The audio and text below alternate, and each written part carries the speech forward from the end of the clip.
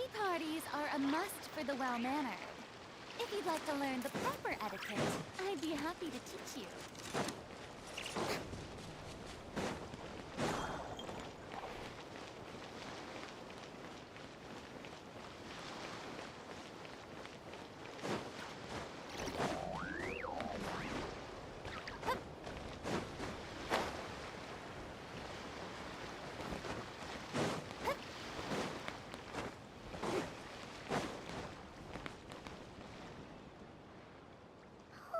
Do you think the others are making good progress?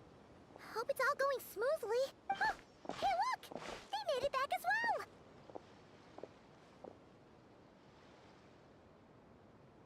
Prince! Llama! How did it all go?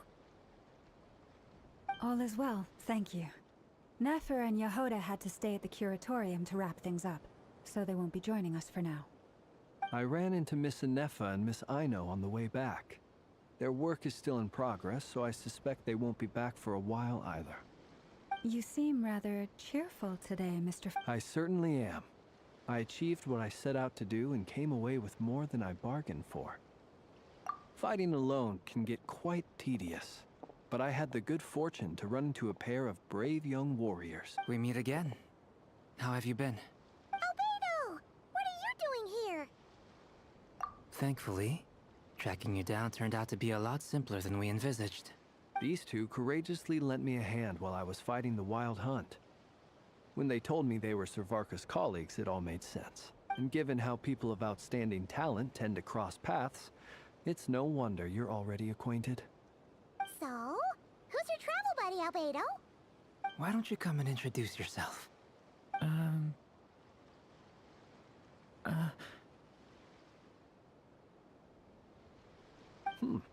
A gentleman of few words, I see. And a rather stern countenance. I presumed you were acquainted with him. Is that not the case? It's nice to meet you. Again. We've technically met before. Wait a sec! You're Minnie Durin! That's right. It's me. I'm glad to see you again. By the way, he says it's okay if you drop the mini. Yeah, I'm not as mini as I used to be. Interesting, isn't it?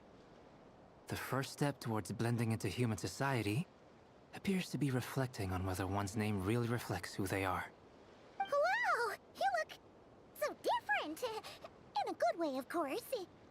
It's great to see you looking so healthy. Thank you, Paimon. And although you're as mini as ever, I understand that diminutives don't always convey endearment. I'll be sure to simply call you Paimon, as a sign of my great respect for you. Wow! You're such a smooth talker now. Paimon could get used to this. From now on, you may refer to her as your esteemed guide, Paimon. Personally, I think our little Paimon is the perfect size. When people call her Little Paimon, it's just because she's so adorable that they can't help themselves. If that's not a sign of endearment, what is? You're absolutely right, Miss Lauma. My brother still has a long road ahead of him when it comes to understanding human relationships.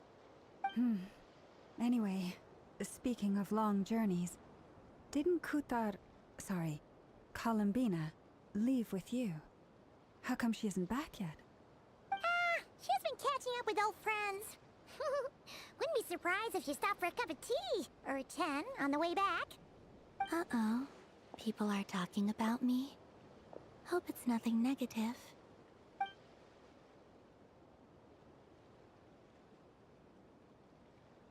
Judging from your expressions, I'm guessing it all went well? It's getting crowded here. I'll go grab some chairs. No need. This is a job for an alchemist. I'll whip some up momentarily. Thank you for your hospitality, ladies and gentlemen, but I was merely escorting my friends back. I'll be meeting Sandrone shortly, as we still have some things to discuss. It's been a pleasure, everyone. But this is where I'll say goodbye.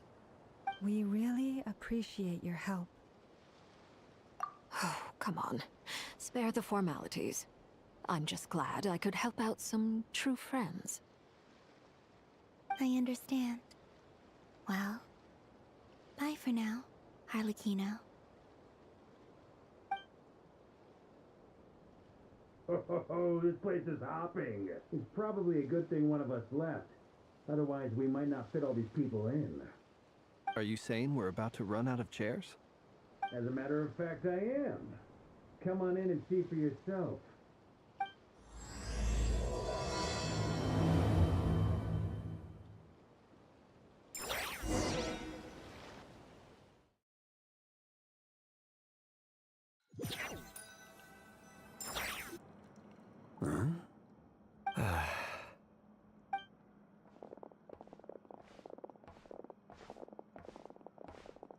I overheard your little chit-chat outside, by the way.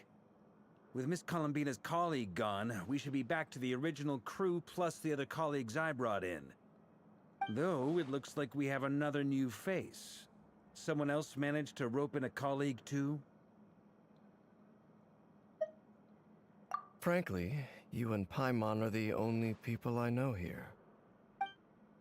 This here is Deansliff, colleague of Tibet's greatest guide, Paimon, and greatest adventurer, the Traveler. Well, not exactly colleagues, more sort of friends. When someone else jumps in to do the announcing, you know you're speaking to someone important. Let's hear what he has to say. Note to self.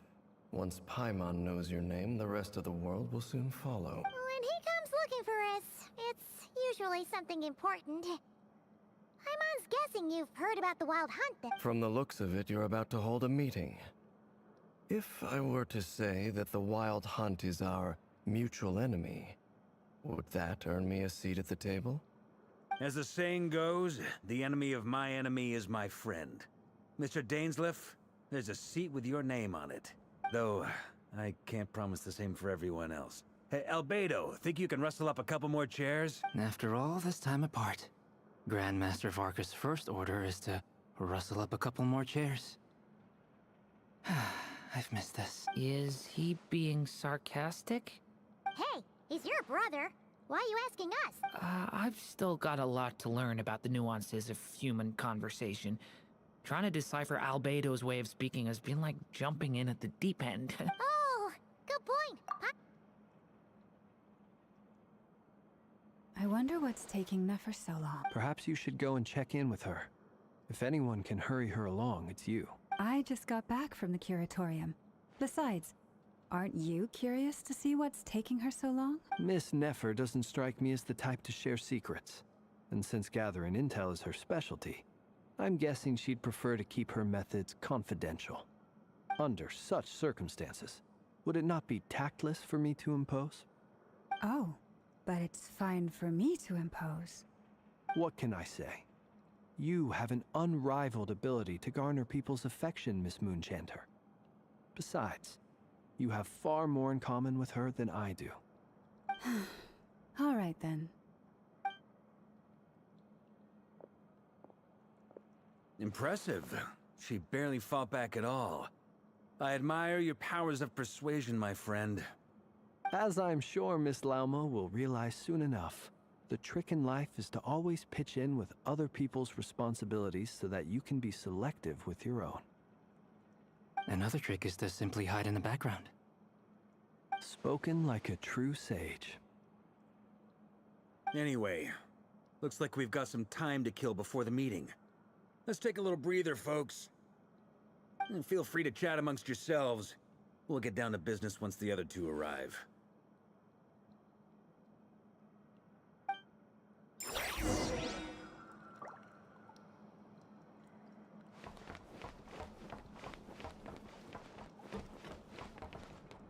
Is there something you'd like to say to me?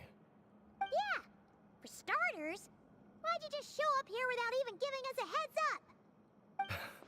If you think back to our previous interactions, you may recall that that's hardly out of character for me. You do have a point there.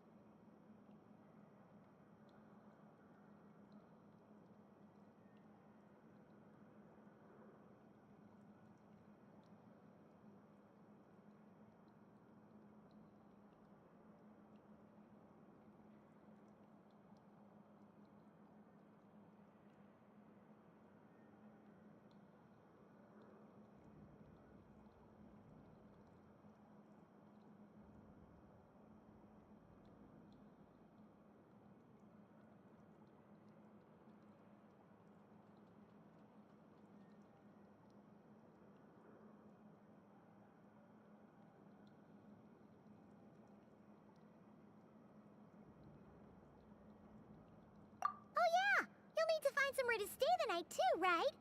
Want to tag along with us? You never know. We might get a group discount. Sure, let's do that. Great! Paimon will handle it. And in return, we can get Dainslift to be our very... If that's what you had in mind, you should have said so sooner. I'd be happy to help. Oh, okay then.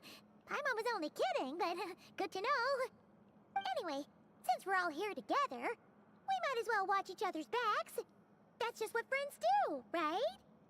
Indeed. Thank you.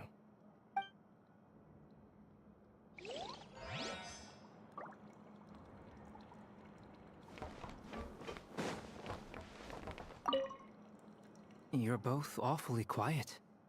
Why don't I start us off with an icebreaker? Much obliged. Have either of you ever had your portrait painted? If not, I'd be glad to help.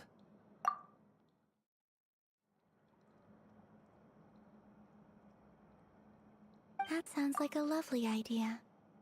You know how to paint, then? I dabble occasionally. He's an excellent painter. Tables, chairs, people, dragons, you name it. He'll paint it for you. I'm flattered. If I ever get the chance, I'd like to give it a try myself. I'll bear that in mind. Anyway, how about you, Durin? What sort of portrait would you prefer? Oh, I'd be fine with anything. Whatever style feels best to you. Very well. Then I'll play it by ear. You can replicate any style I want? I can try. If you show me a sample, I'll do my best to match it. Thank you. In that case, I'll dig up some reference material for you.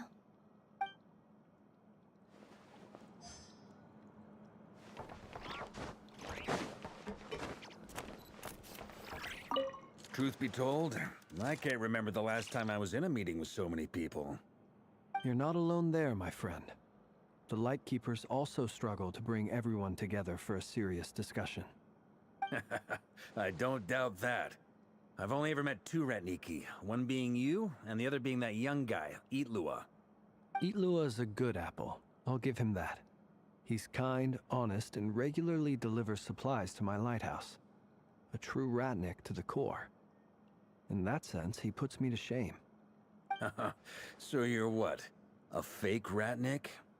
That's what it sounds like you're saying. But I get the feeling that's not quite what you meant.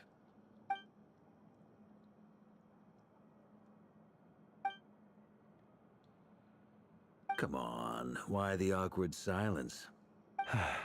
Sorry. I'm not even gonna bother trying to hide it. You've known all along, Now that was an awkward silence. Let's just keep this between ourselves. Probably best if Eloa doesn't know. That goes without saying. Gotta be careful what you share. Anyone else in the know? Let me guess. The Traveler and Paimon? It's dangerous being too sharp for one's own good, you know. Then, in the name of the Animo Archon Barbados himself, I swear, your secret's safe with me. When we went for drinks, you said that you and Barbados were practically best buds. In the light of that claim, do you really expect me to take your oath seriously? Of course. Just as long as you don't go spreading around the fact that I'm close with Barbados, all right? Fair enough, then. Nothing like a bit of mutual...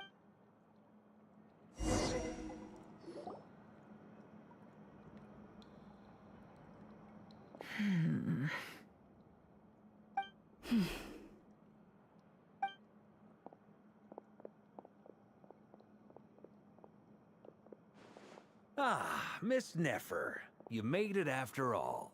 But what about Yehoda? I'm here to give you an update on how things are going on our end. Once this is over, I'll be heading straight back to continue my work. I left Yehoda back at the Curatorium to watch over things while I'm gone. So much for just this once. Shh! Not so loud! We're on a roll here. What if she remembers and suddenly decides to back out? Did you say something, Mr. Varka? Huh? I didn't say anything. Right, Flint's? Must have been a frog. They get so noisy around here at night. Anyway, before we begin, there's a few introductions to make. Let me start by saying that it's an honor to be speaking before so many distinguished colleagues and collaborators. First up, we have Miss Lauma. As Moon Chanter, she's the leader of the Frost Moon Scions, a local religious community in Nodcry. Then there's Miss Nefer, boss of the Curatorium of Secrets, an intel gatherer extraordinaire. Nefer is leading the investigation into Rerer's background, assisted by Yehoda and Lauma. From the little I've heard, they're making some great progress. Over here, we have Mr. Flintz, a ratnik and guardian of the abandoned lighthouse. In our last operation, he courageously distracted the Wild Hunt to buy time for the rest of us. For those of you who've never met, this is Mr. Albedo, a renowned alchemist and captain of the Knights of Favonius investigation team. By his side is a new face for us all, myself included, Mr. Durin, who has come to lend his aid. Next up, we have the Moon Maiden and former Fatui Harbinger, Miss Columbina.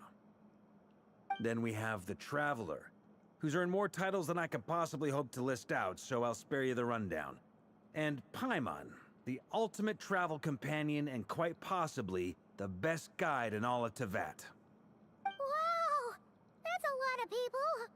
Great turnout! Miss Nefer, it looks like you might have another job coming your way, so, congratulations on the booming business, I guess. You think I haven't got enough on my hands as it is? Who's looking for me now? That would be me, Miss Nefer. I have a commission for you. And you are? Who I am doesn't matter right now. What does matter is that I'd like you to gather more intelligence about the Recher of Solnari. Well, it's not as if we never take on anonymous commissions.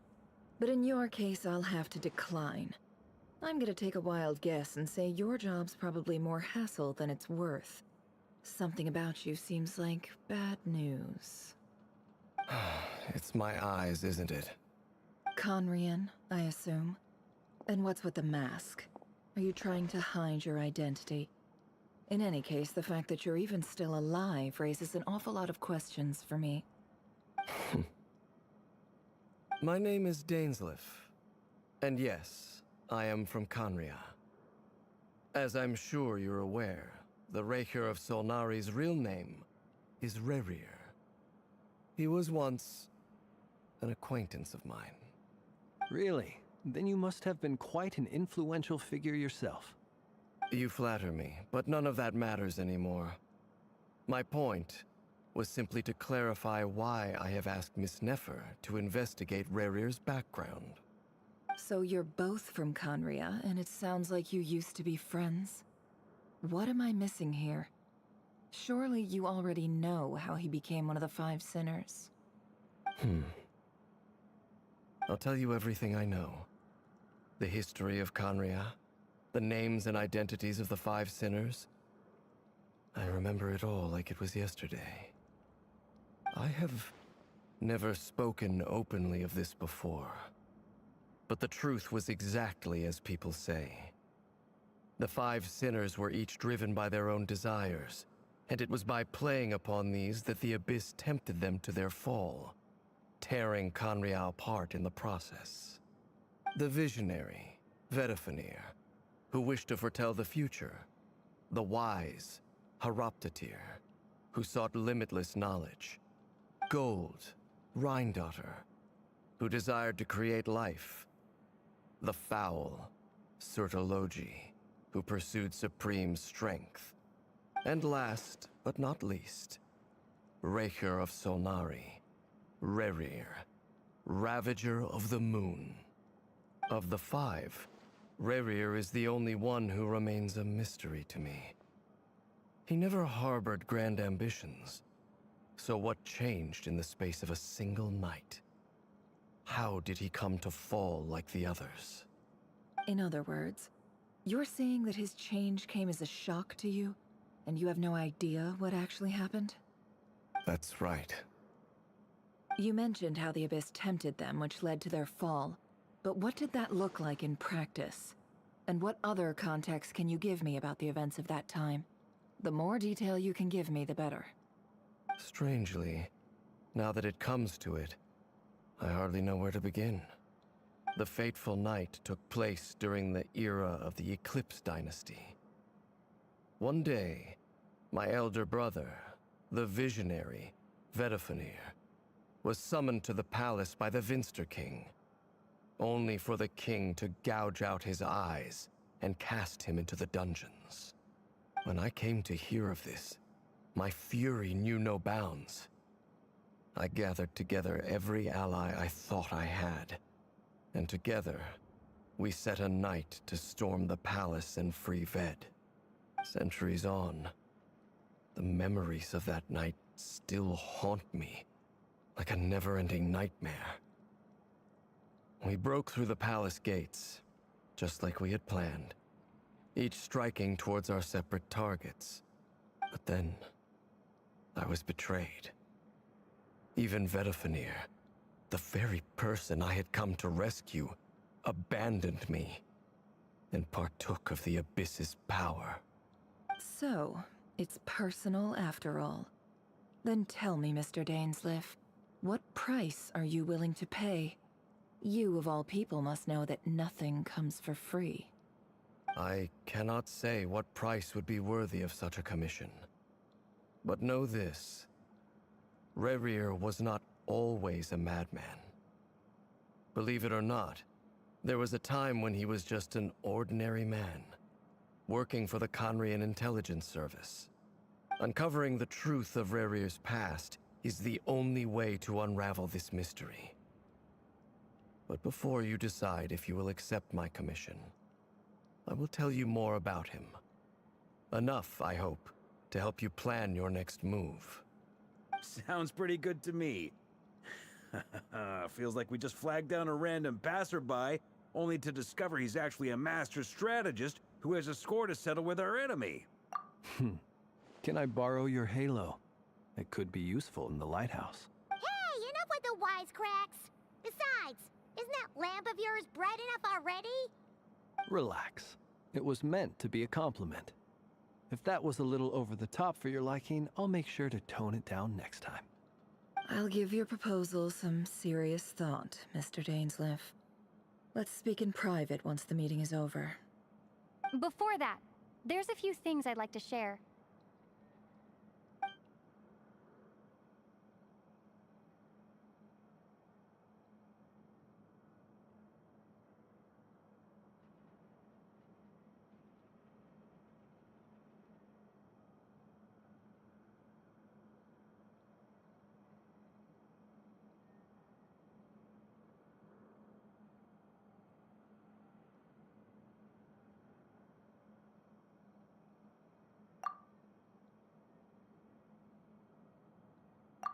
Now that we've united the hearts of the three moons, your power should be greatly enhanced. But it seems like that hasn't happened yet? I believe it will take a little longer. You've done so much for me, so I want to be completely honest with you all. Even though I'm doing a lot better now, the truth is, my recovery will likely be an ongoing process. From the moment I was born, my power has been slowly ebbing away. And that is because Tevat has never accepted me. Even with the moons united as one, it seems my rejection cannot be undone. So far, I have yet to find a solution. It may turn out to be a problem that will plague me until the day I finally leave this place behind. Even so, I will do everything in my power to help you drive out the Ray here of Solnari. As Arlecchino put it, this is not about chasing the spoils of victory. It's just a gesture of heartfelt gratitude. Kutar.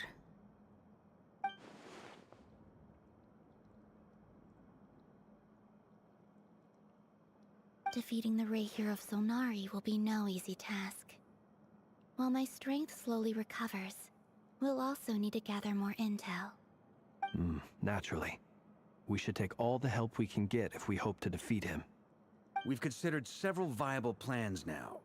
But our choice hinges on the answers to a few key questions.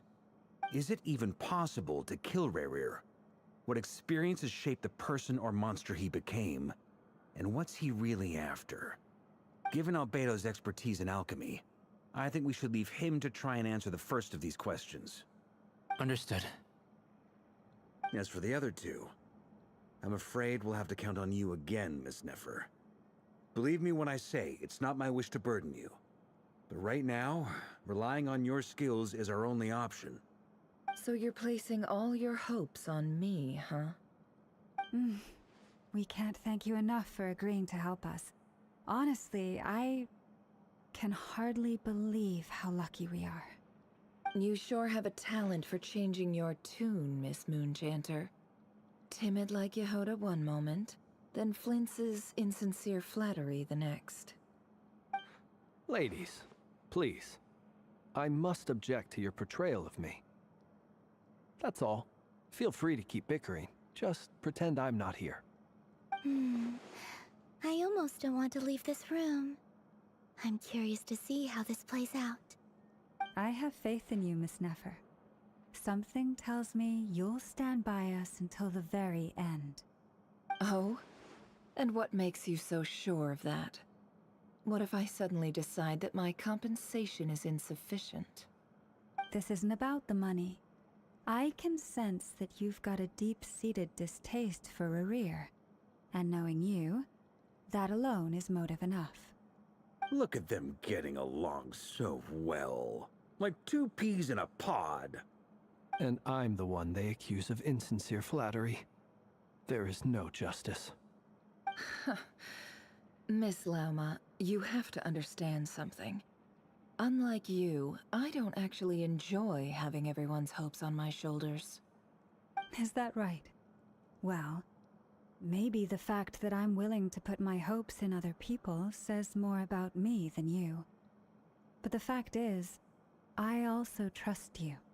And that's because I know that you're someone we can count on.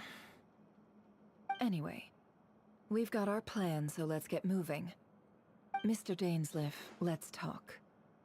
And Traveler, once we're finished, if you've nothing else planned, I'd like you to come with me. This whole experience is teaching me a lot. For instance, I now know that when other issues come up in the future, I'll have far more luck getting Lauma to convince Miss Nefer than trying to do it myself. Hate to say it, friend, but that's one of the funniest things I've heard in a while. Why? You think I've got it wrong? Quite the opposite. But what makes it so hilarious is how long it's taken you to realize.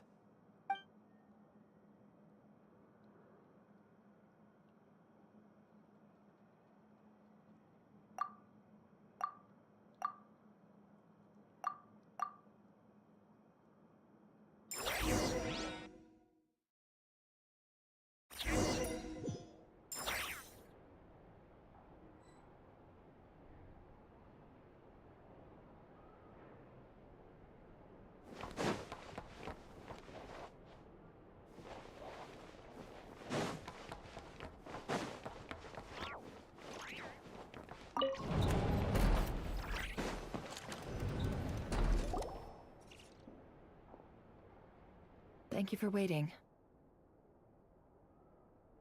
It's okay. We actually used the time to help Dainsleif get a room at the hotel. That's very considerate of you. Now, I trust you share my curiosity about Rerir's past, and you seem fairly familiar with Mr. Dainsleif already.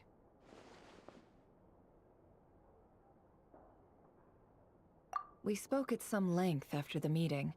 He was the one who suggested I should invite you to join this operation. Dane has a lot of faith in us, that's for sure. Likewise. I appreciate that you got right on board without interrogating me about why I invited you. That's one way to put... All right. The reason I've gathered you all here is to ensure my safety during the proceedings.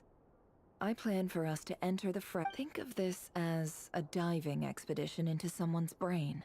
If I'm the diver, you are my safety equipment, tasked with keeping me alive while I'm under the surface. Once the ceremony begins, We will all be spying on privileged information.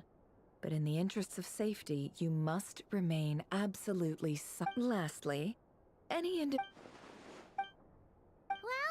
good luck, everyone! There's a little more to it than that. I was being serious when I said you have a job to do. While the rest of us are inside Rarier's mind, it's imperative that we have a team member on the outside. In the event that something I second that. This is a dangerous operation here, and you're our whole rescue team. That's pretty much the most important job in the crew. So, Paimon's like the lifeguard? Yeah, that makes sense. Alright, got it. Good. Please, take a seat. We'll get started momentarily.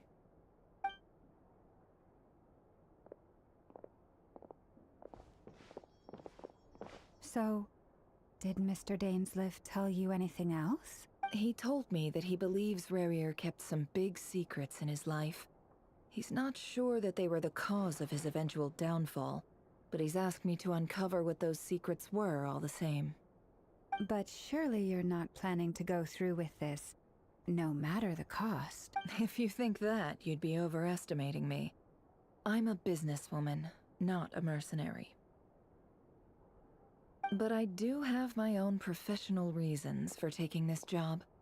You think I'd turn down the opportunity to get a first-hand glimpse into Conrian history? No chance. Well, as long as you don't let morbid curiosity get in the way of safety. You're such a killjoy.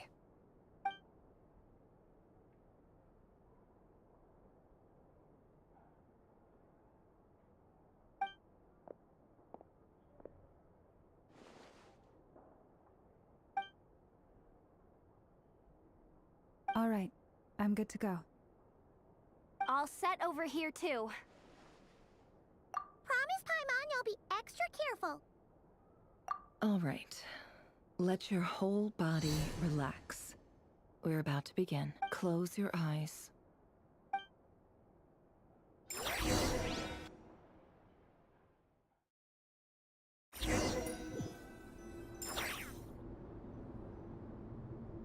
Phew. Could this be his office? Pretty standard setup.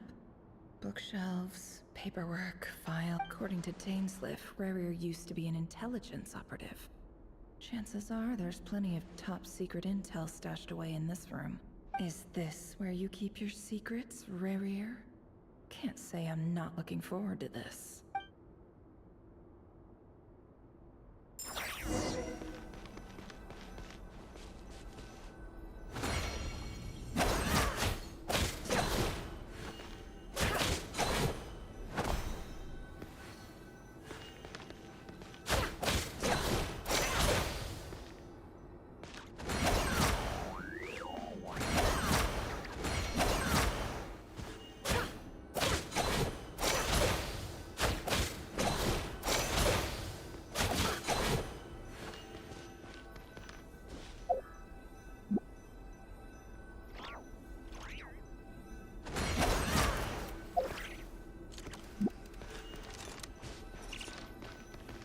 He looks even gloomier than last time. I wonder what's changed.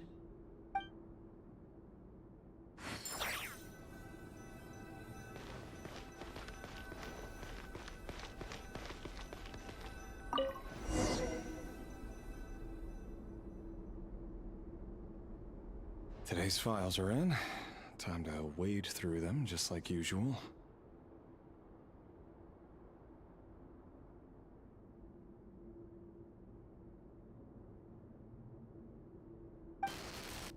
Male, 51. Occupation, cook. Confirmed Crimson Moon descendant. Has maintained frequent contact with other descendants over the past year. Poses a threat to the dynasty. Neutralized.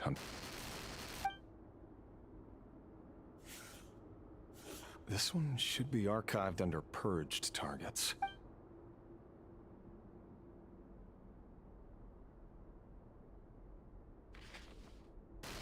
Female, 23. Occupation, office clerk.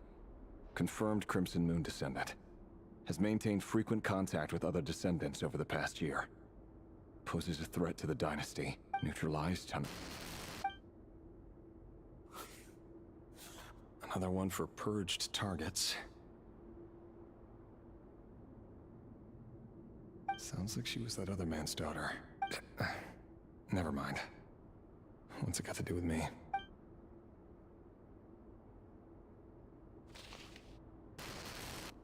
Male, 40. Occupation, teacher. Confirmed Crimson Moon descendant. Has been observed making contact with other descendants during the past year. Poses a threat to the dynasty. Neutralized. Just another nobody for the archive. Come to think of it, I remember surveilling this man. A case like his never would have been considered a priority in the past. Huh. Female, 16. Occupation, none. Orphan and confirmed Crimson Moon descendant. Has been observed making contact with other descendants during the past year. Poses a threat to the dynasty. Neutralized on... Filed. I have no recollection of this girl. Neutralized. Filed.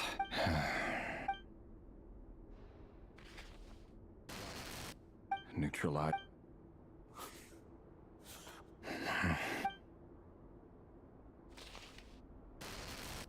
Male. 6. Occupation, none.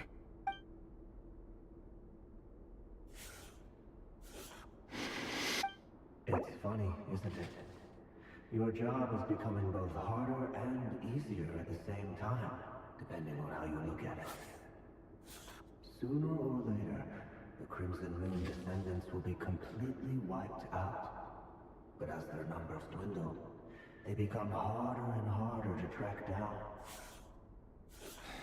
That's not how it is. Fortunately, however, most of the able-bodied adults have already been taken care of. The remaining weaklings will be increasingly easy to deal with. No! No. My job is to ensure the survival of the Eclipse Dynasty. And the only way to do that is by eliminating any and all potential threats. It's a perfectly legitimate line of work. Every single one of my colleagues can attest to my fairness. And if my friends were aware of the facts, I know they'd back me up too. Assuming, of course, that they were aware of all the facts.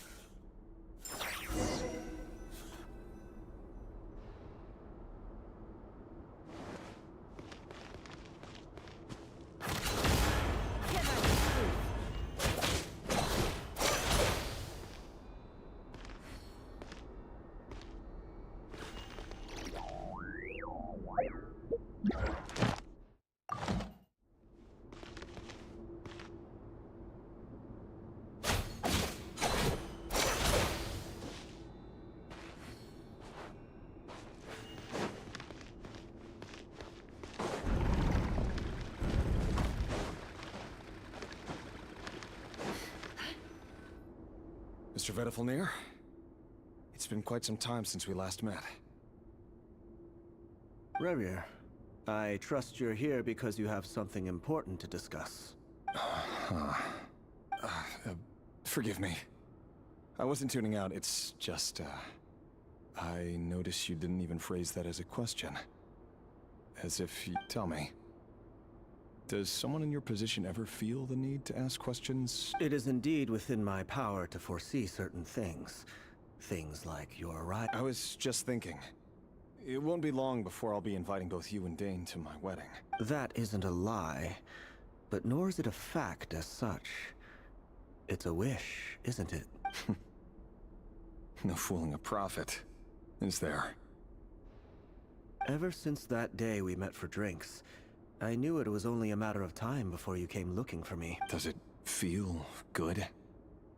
I'm afraid the notions of good and bad fail to capture the You fear my silence. That's right. The burden of prophet. So who exactly do you deem worthy to hear your... Or rather, our king as he once was. You're closer to His Majesty than I am. You must know better than anyone how much he's changed. You say that as though it is to my benefit. Yet you are so wise and far-sighted, yet still you would have me live in fear. You make a fair point. Very well. Let me offer you some advice. And I say this not as a prophet or a visionary, but simply as the brother of your friend. For many reasons, there is very little chance of your marriage ending in happiness. If happiness is what you seek, you should find another fiancé.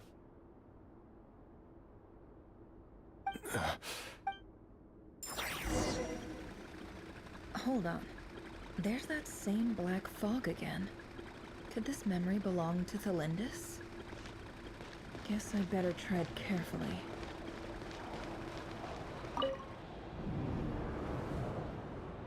Wait. Hear me out. This time we finally got a clear look at his face and learned his true identity. His name is Rayrir, and he claims to be one of the king's guards. What did you say? A cruel irony, isn't it? The man you're set to marry leads a double life as a brutal executioner. Why are you telling me all of this? Simple. I want you to kill him. You are the only person he would never suspect. No, absolutely not. I would never dream of doing such a despicable thing. So you'll just stand by and watch him slaughter us to the last? Do not forget that the blood of the Crimson Moon flows in your veins too. The blood of the Crimson Moon? What does that matter now? The dynasty has long been dead and gone. You think that alone is reason enough for me to throw away everything I have? Why wouldn't it be? You two were once a child of the Crimson Moon, just like me. Don't tell me you've never felt so much as a flicker of fury for the way we were trampled into the dust. As long as you promise to abandon this pipe dream of restoring your dynasty, I can try to persuade him. Or have him persuade the Vinster King. Persuade the Vinster King? Do you even know why he's so obsessed with hunting us down? Why he keeps trying to force us to hand over our secrets? Over and over again? Or why we refuse to give up on restoring the dynasty? The Vinster King. A blind fool. His eyes clouded by powers from beyond this world. A petty little man with a miser's heart. And he dares to sit upon the throne? Mark my words. Sooner or later, Conria will fall. And it will be his doing. If you can't bring yourself to do it, so be it. Just you watch. It won't be long before calamity descends upon us all. The Rayrir of Solnari. That really is quite a secret you've been keeping from me, Rayrir. But who am I to talk? Am I really any better? I've kept my own past a secret this whole time too. Love should be built on honesty. But ours was born from lies. And yet, is it really so wrong to hide things that would only make life harder? Vedifulnir must have known all this. And that's why he made his prophecy. In the end, nothing stays hidden forever. But I won't just sit by and watch this disaster unfold. No matter who I have to face.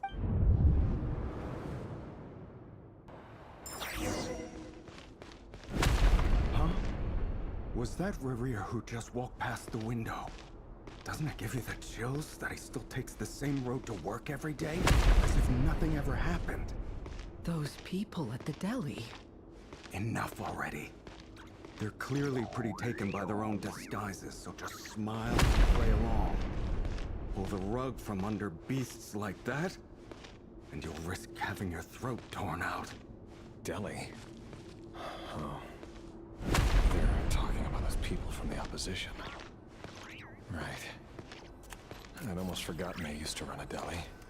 People of no consequence. These figures.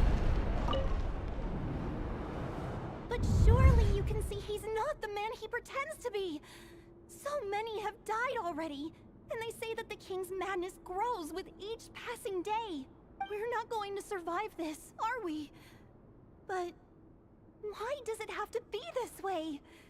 Do we really deserve to die just because of the blood that runs through our veins? Felindis, are you even listening? Sorry, Freether. My mind was off wandering. I heard you, though. You're talking about what Rerir said. He's just following the king's orders. He's a secret agent, and it's his job to hunt down rebels and dissidents. By the time you first met him, he'd already taken lives. Maybe he was using you from the very beginning.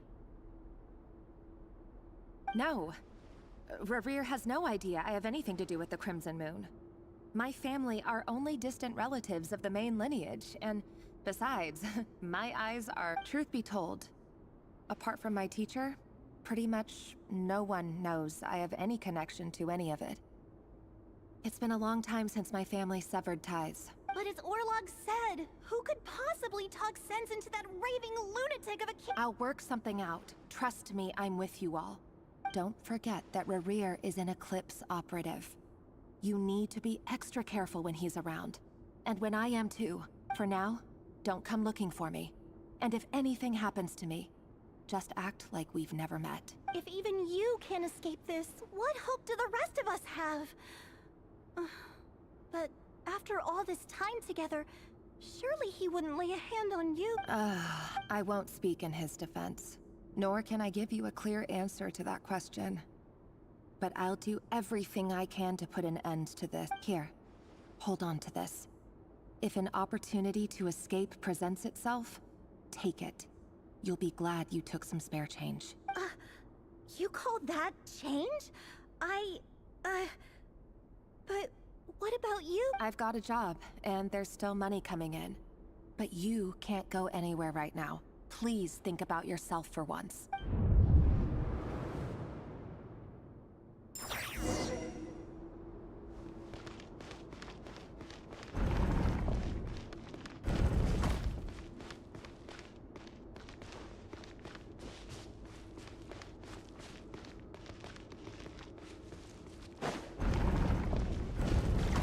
Another day, another round of assassination training. Training ground is just beyond this hidden passageway. When you kill a person, doesn't it bother you when you end up covered in their blood?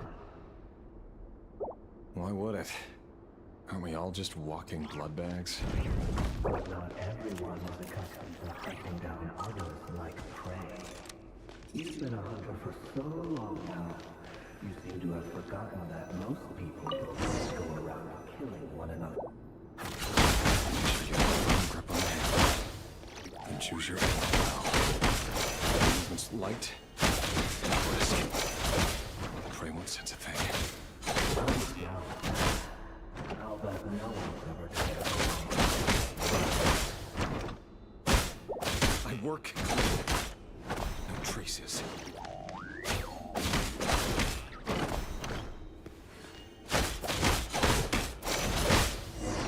That doesn't make it open and above board.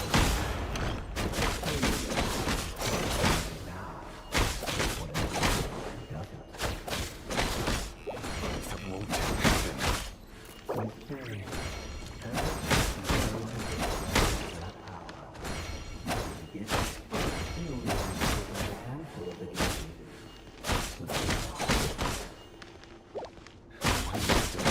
I've been guilty, and I've carried out my work flawlessly.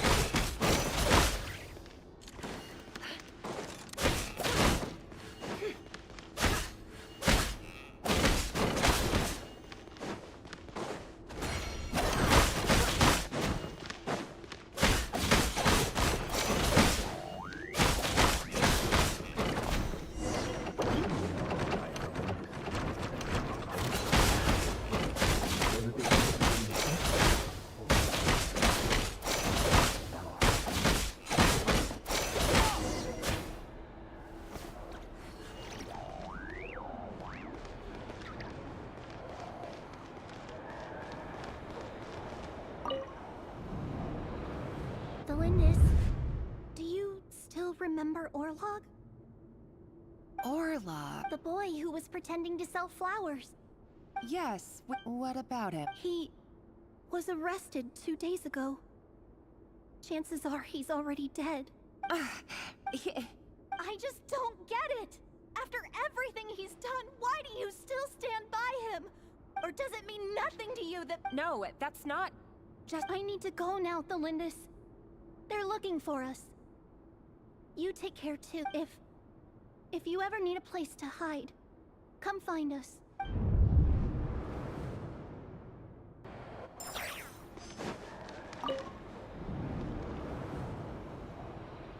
Author Thelindis. Over the course of this week, the research object was subjected to all subjects of observation. No progress whatsoever. Things are getting worse, but... if all this research... But... could he really... No. Surely he wouldn't have the heart.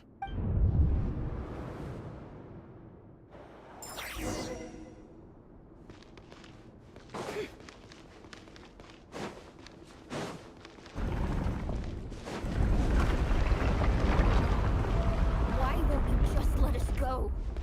We don't even know each other. All we want is to live ordinary, peaceful lives. You want to live?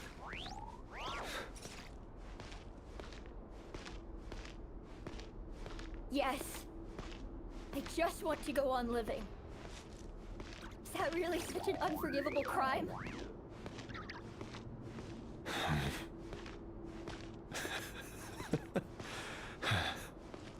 You want to go on living.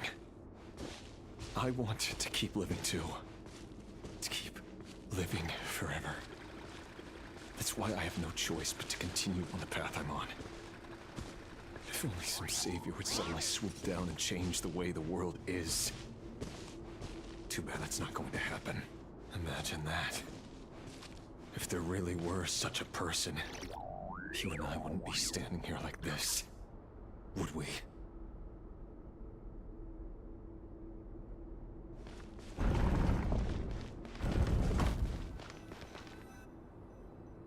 Today's files are in. Time to wade through them just like usual. No, I don't get tired of it. It's my job. And not only am I lucky to have it, I'm good at it too.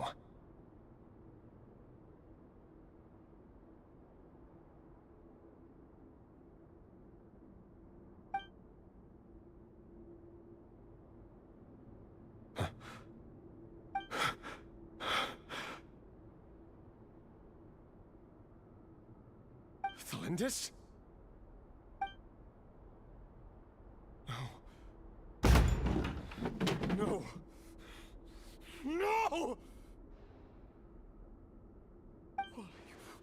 Why? But you bear no mark of the Crimson Moon. How could you possibly have anything to do with them? It cannot be! A diluted bloodline. Carefully concealed. I see it now. You've been living in the shadows just like me. What a fool I've been. Numbing myself with talk of justice. Even imagining my friends would back me up. But in the end, Irminsul. Finster King! How far are you going to take this? From the direct bloodline to secondary offshoots? And then what? Today it's the descendants of the Crimson Moon. Who will it be tomorrow? Will you not rest until everyone down here is dead? No. This cannot go on. This is where it ends.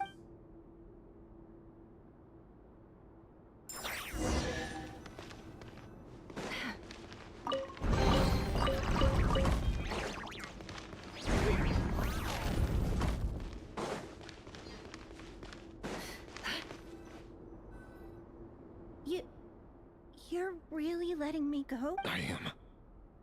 As long as you can guarantee that no one will find you. Don't worry, I'll be extra careful. No one will know I was here. But what about you? Me? If you let me go, you won't be able to complete your mission. Good point. In that case, maybe you should stay. No, please. I just want to see the outside world again. Go on living? Yes. I know you're a man of your word. So please, just let me go. If I let you leave, what will become of me? But remember, don't let anyone know you were caught. We'll be seeing each other again very soon if you do. Even shadows in the dark must live by a code. But you can't save everyone. You've been whispering in my ear for days. I only say this because you long for an answer to your problems. Let her go, Rerir, or you risk losing everything. I will not abandon Thalindit. Then you'll need a little more vigilance and a lot more power. The world is changing, Rerir. Keep your eyes peeled for your moment of opportunity. That voice used to be so unclear. But now I know exactly whose it is. It's Vedalfnir. He won't tell me how to actually tell me then! What will this moment of opportunity look like? And... no answer. He's like a ghost.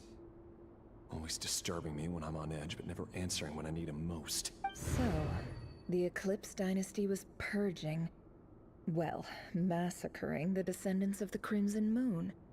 And it seems like it was all connected to the Vinster King's research.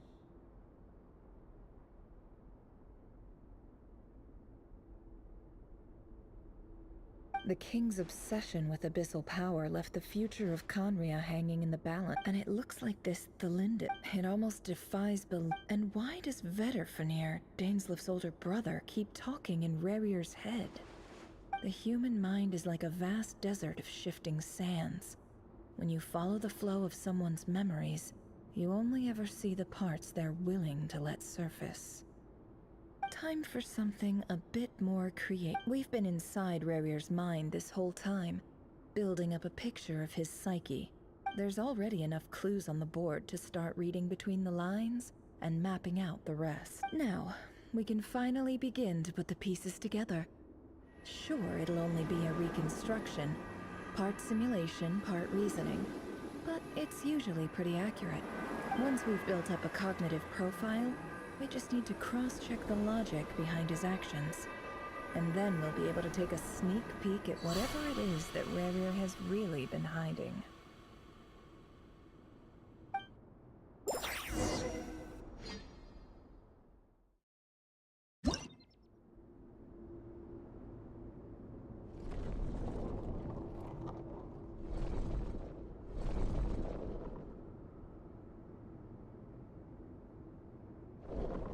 Rerir, are you there?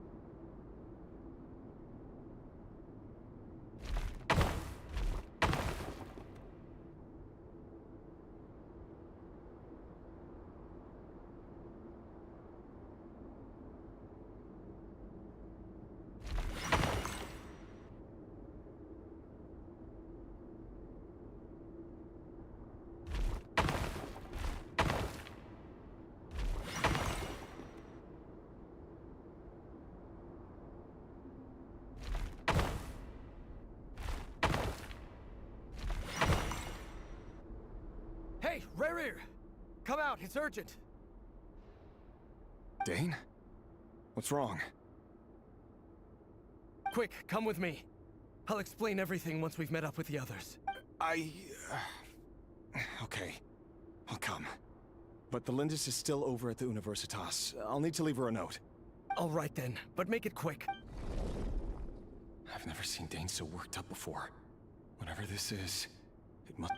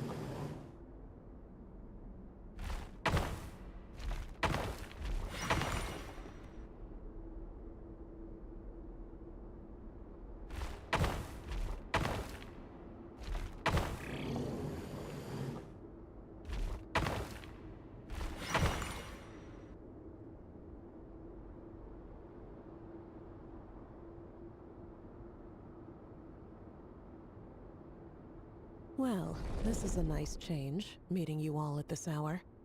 When men and women of ambition can speak face to face in broad daylight, I say that's a big step forward for our dear Conria.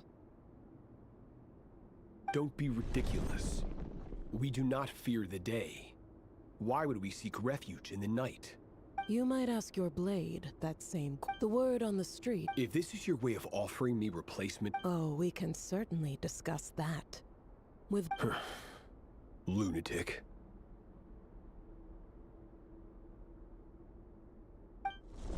Roptatir, what brings you here?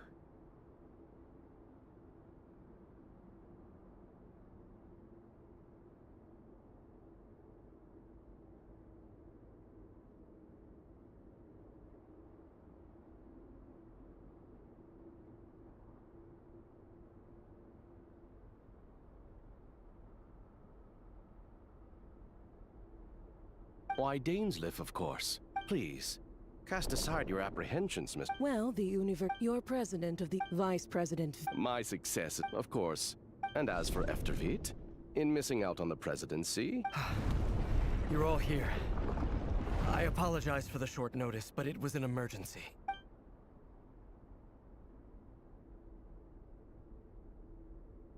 You must be Rarir. Mr. Sertologi. Yes, I handled your case file during your sentencing. Nothing personal, of course. I'm pleasantly... You're clearly a person of substance if you've been invited here. But Dainsleif, you'd better have a very good reason for convening this little gathering. It's my brother, Vedalfenir. After he spoke at the court this morning, the king was so infuriated by his words that he had him blinded in both eyes and thrown in prison. Vedalfenir in prison? Strange. I thought the king trusted him and Roptatir more than anyone else in the world. Does this mean the king's circle of trust just got even smaller? It has nothing to do with trust.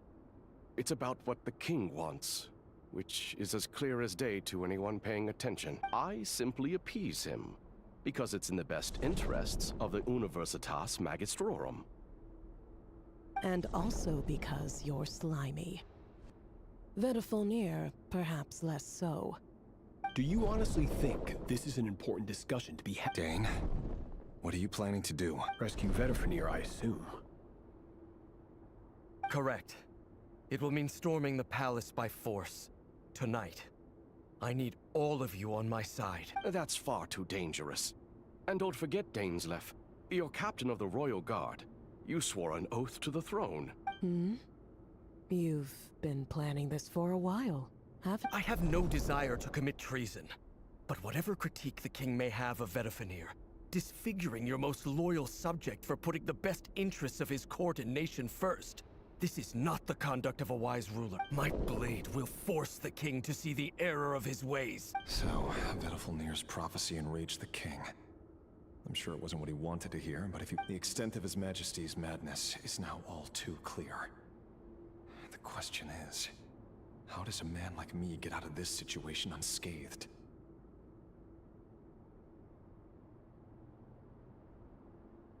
You have noble ambitions, Dane.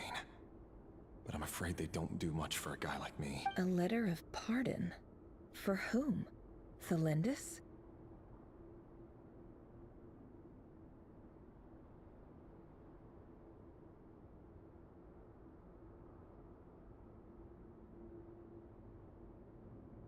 The chances of the Vinster King issuing a pardon for anyone connected to the Crimson...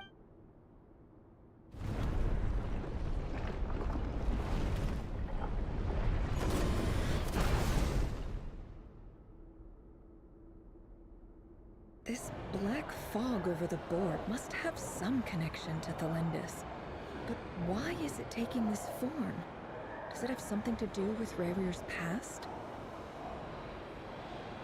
Another mystery I'll need to unravel.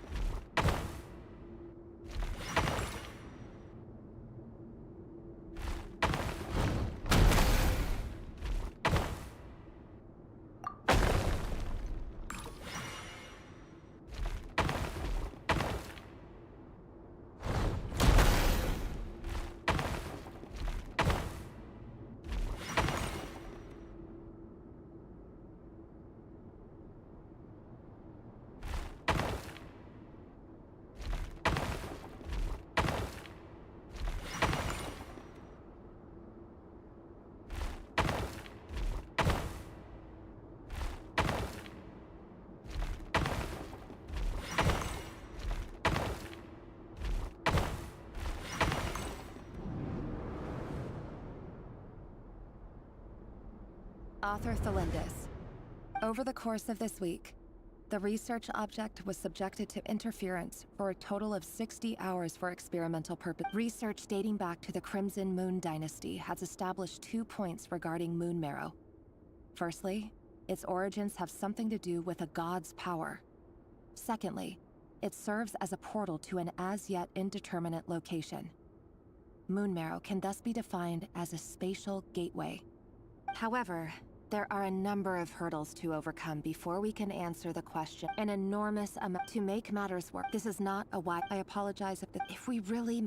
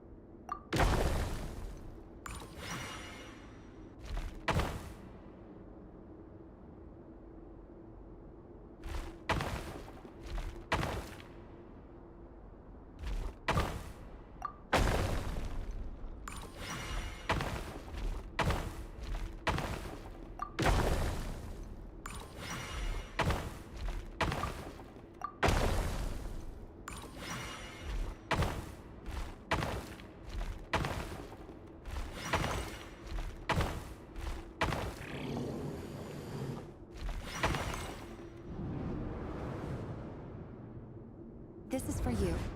I heard you're gonna leave the city with your parents. The Lindis. Did you hear about what happened? I've heard nothing.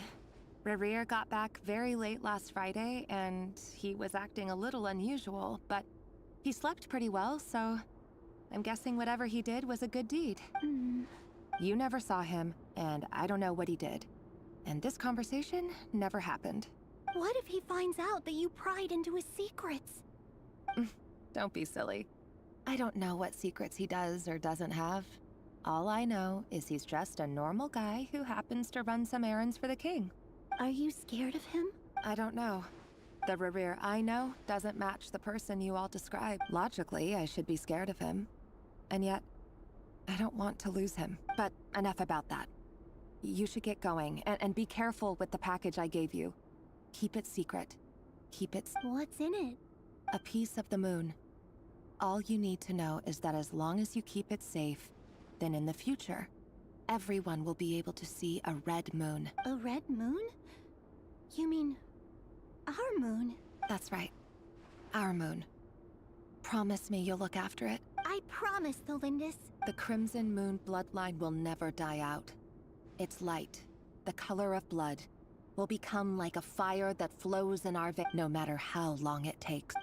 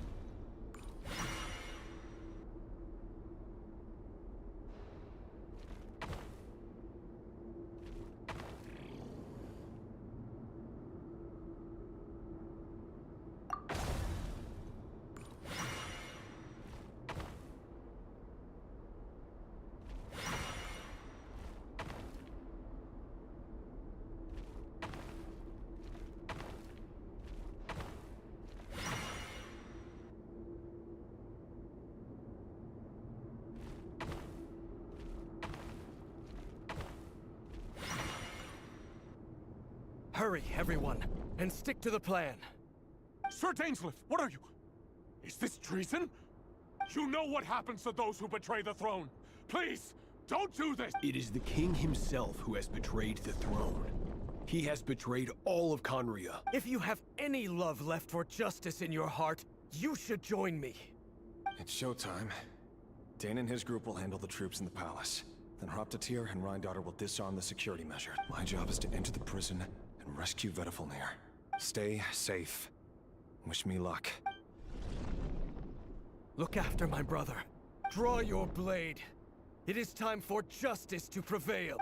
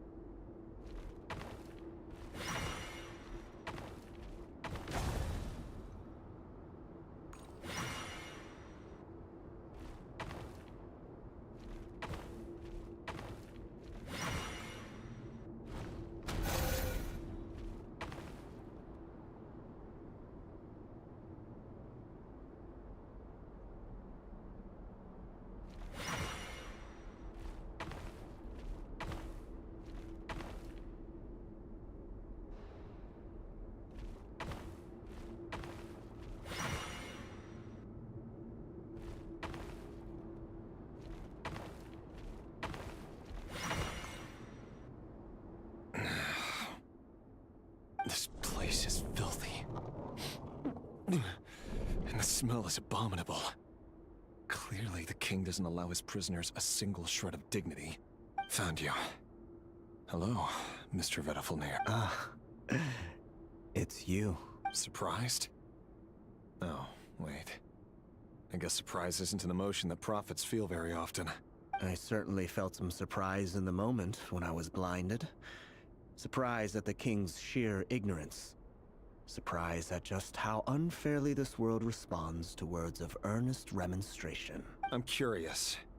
What did you prophesize this time? It wasn't a prophecy. It was a word of warning.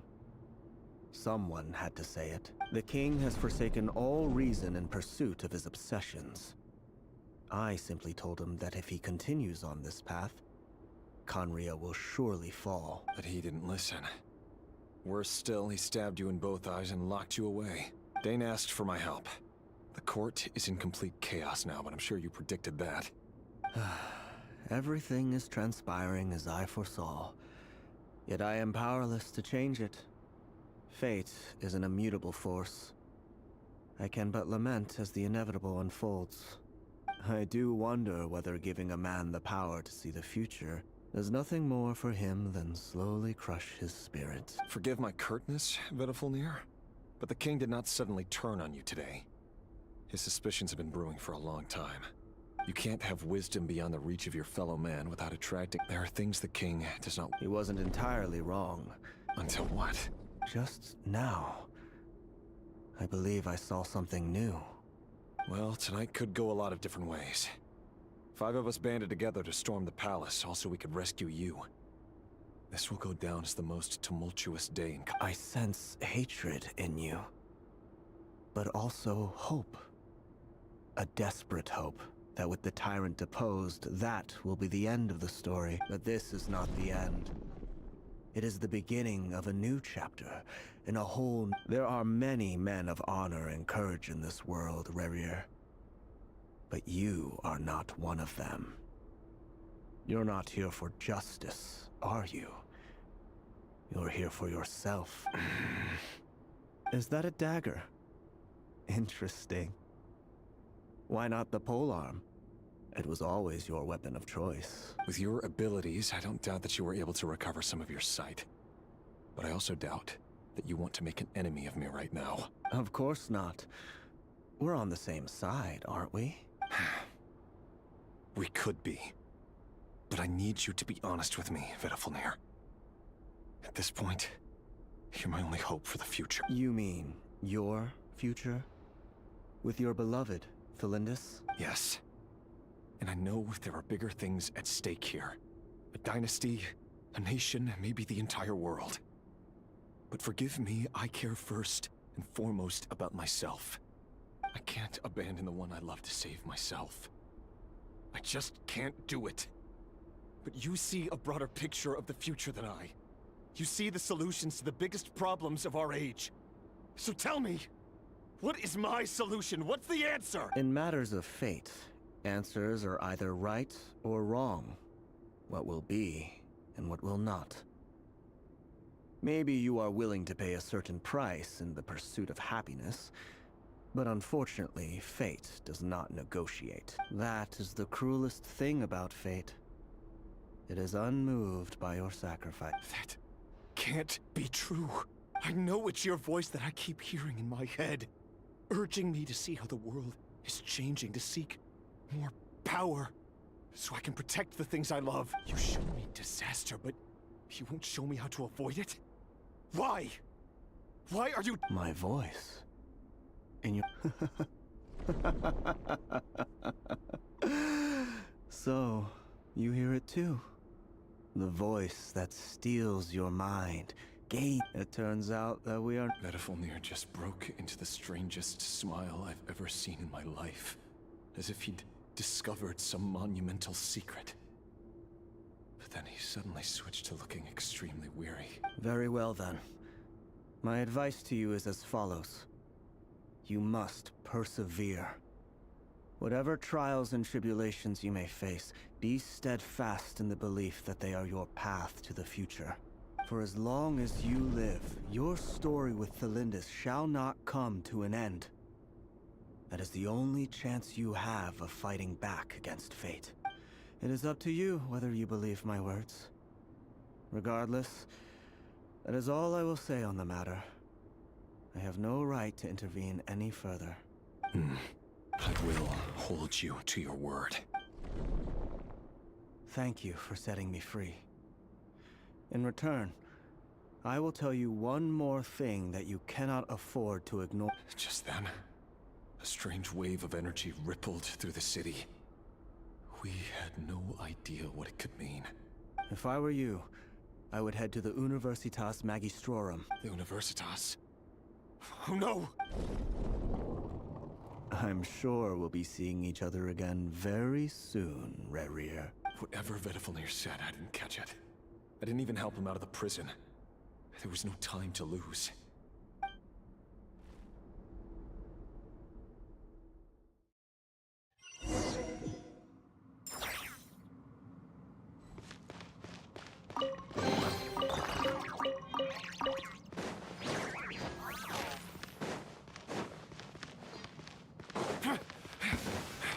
Monsters? What is this Rhine daughter's doing? Universitas Magistrorum. Out of my way!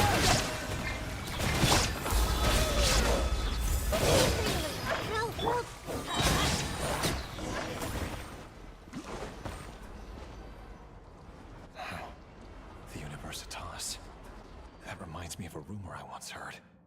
Allegedly, the king installed secret mechanisms in the palace and around the city. No one knows where they are or what kind of power they hold. But if they were ever gonna activate, it would probably be on a night. Help! Hold on! Don't let them anywhere near you! Save me! I can't! That sounded like an explosion. What other means does the king have at his disposal? And given its a major center of abyss research, anyone over at the...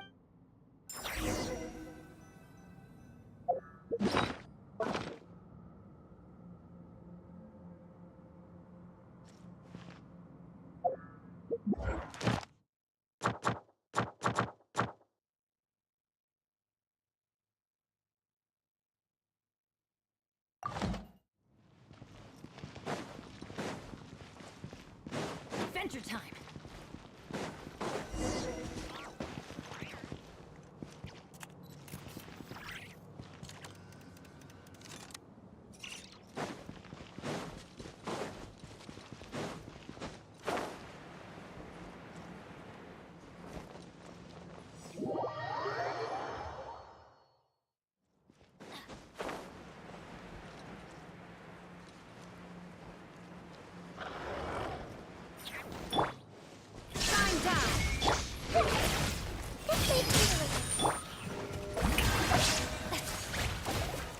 Adventure time! Don't worry, I got this. Let's light it up! We go! Everybody stand up!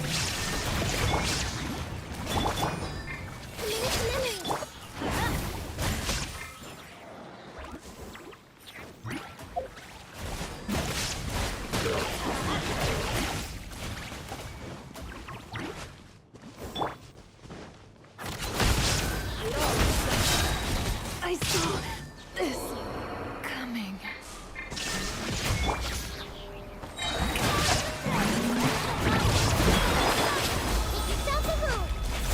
Let's light it up! Now you shall perish!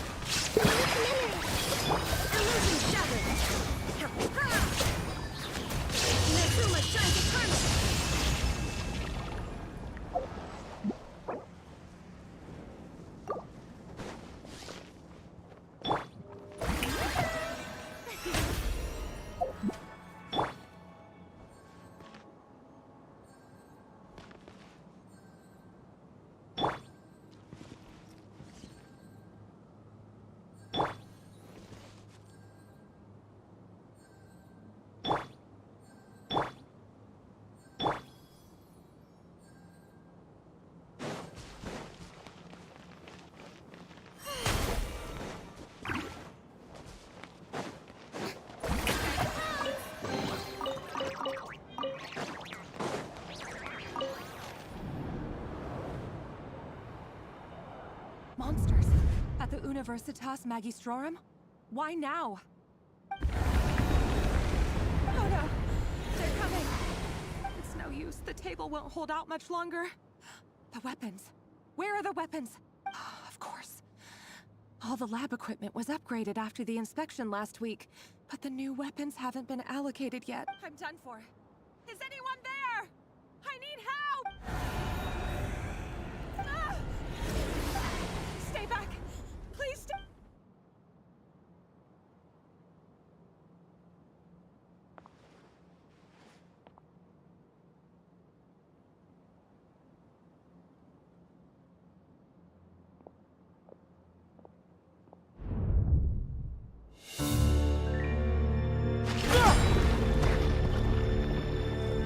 What's that?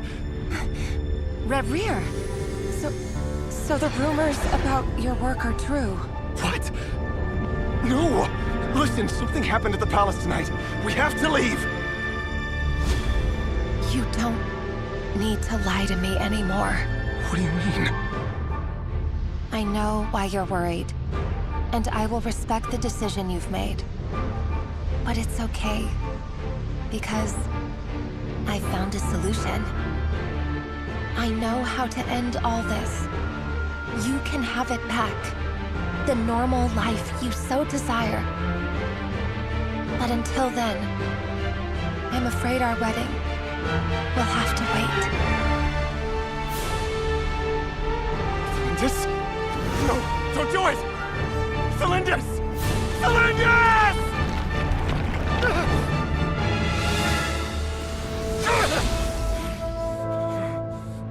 I told you, Rerier. Let her go.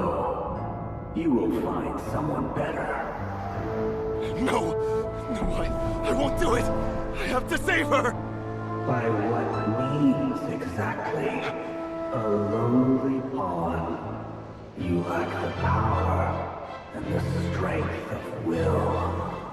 Do you know a way? Tell me! Come to the palace. Join us.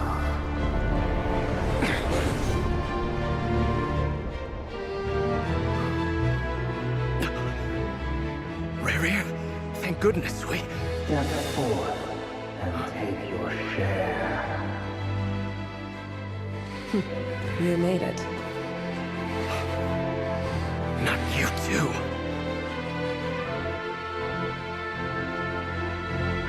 Hatred or grief, despair or desire. We all have our own.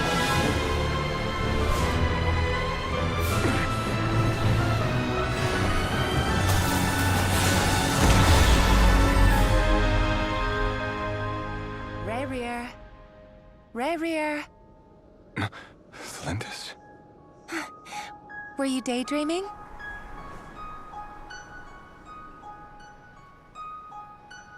You still remember, Rarier? That question you asked me a couple of weeks ago? Oh. You mean the proposal? Yeah. I'm wondering, where do you think would be a good place to discuss it? Maybe in the garden? Or were you thinking a fancy restaurant? It's your choice.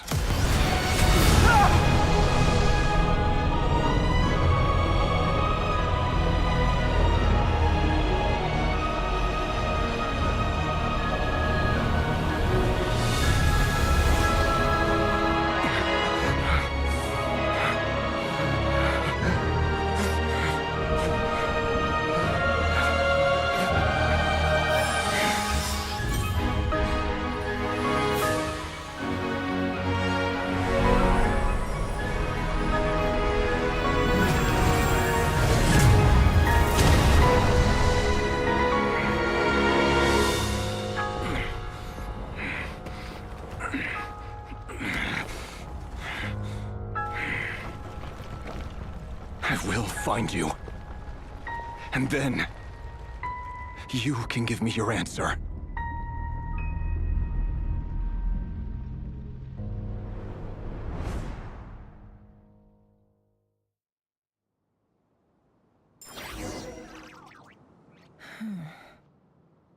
So that's how the Raker of Solnari was born. A monster created by circumstance is a monster all the same. Viewing other people's thoughts for too long can get uncomfortable. Right now, I'm feeling a strong sense of loathing. In a nutshell, the story of Conria is what happens when the truth falls by the wayside. Everyone tells little white lies, and before long, you have a huge pack of lies that destroys everything. Phew. Time to get back. His past is filled with sorrow, but the tale of any fallen civilization is one of endless tragedy. Cruel as it may be, that was Conria's fate.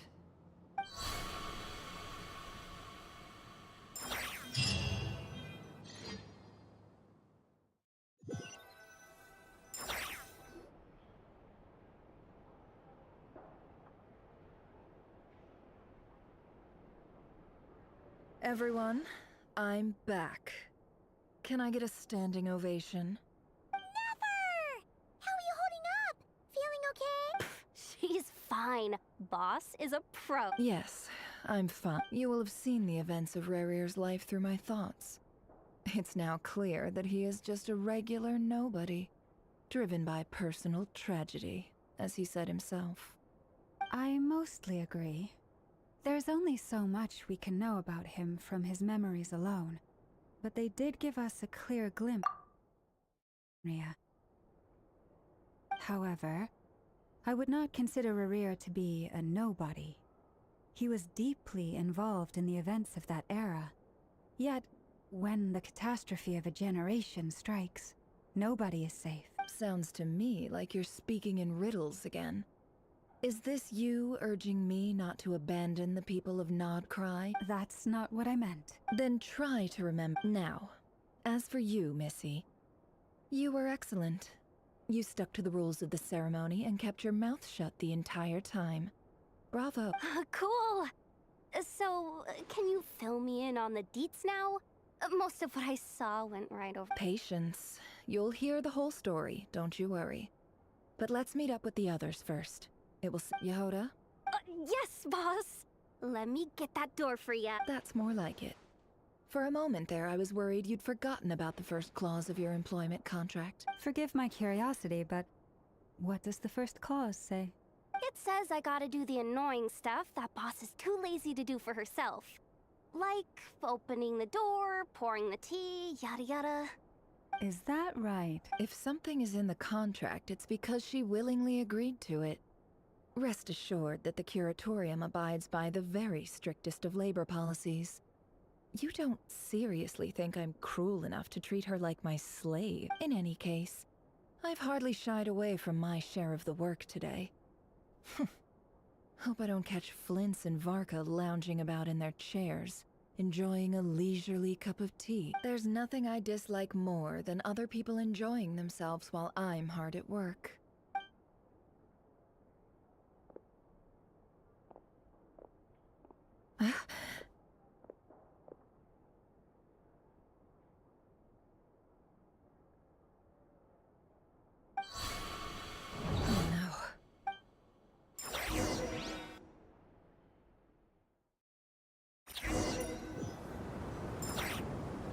Sorry to disturb you, but we seem to have run into some trouble.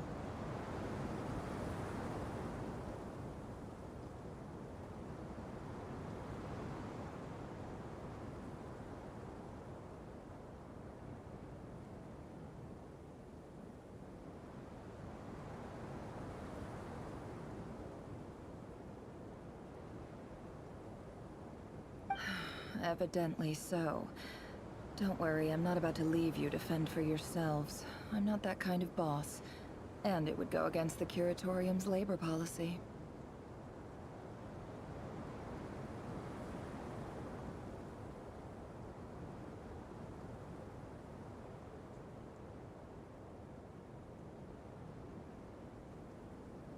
I'm sorry, what did you hear me say?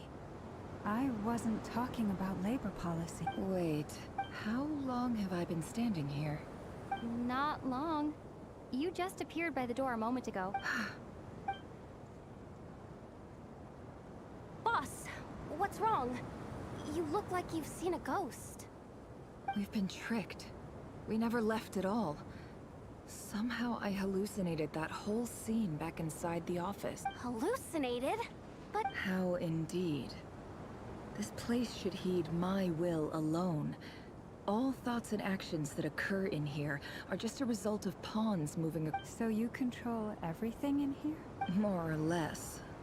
But yes, it's a special technique of mine. Has anything like this ever happened before? Only once. It was the first time I used the chess set. Is there any similarity between what happened then and what... I suppose my thoughts are a little turbulent.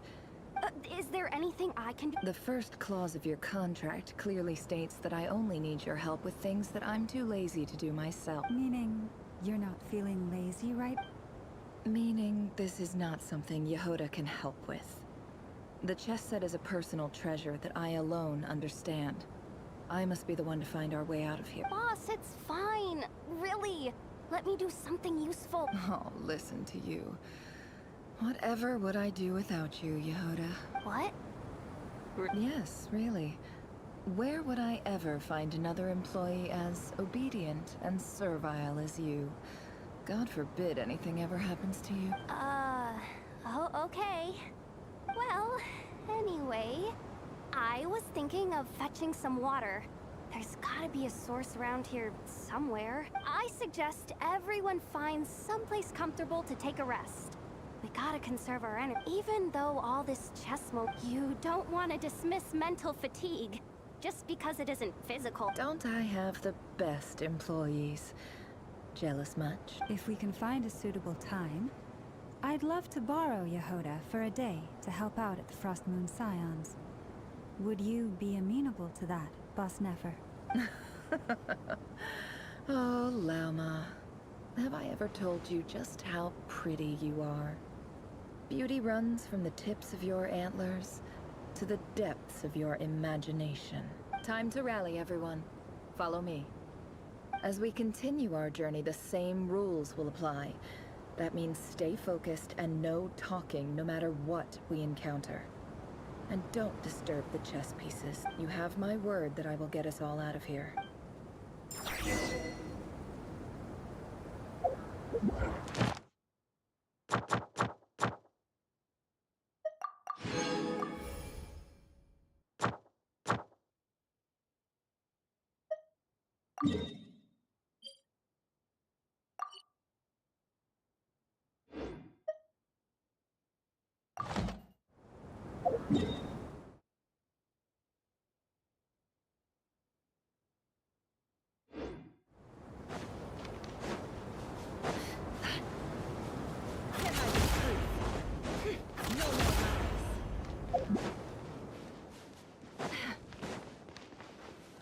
This place looks familiar. That's not a good sign. I wasn't expecting visitors at this hour. Oh. It's him. There you are. Sinue's been looking for you all day. I think he Oh yeah? What were you doing just now, Uncle Retinue? Hiding away some more loose change? I know I saw some Mora. What do you mean loose change? Oh, come on, I'm too old for this. Just pretend you saw nothing.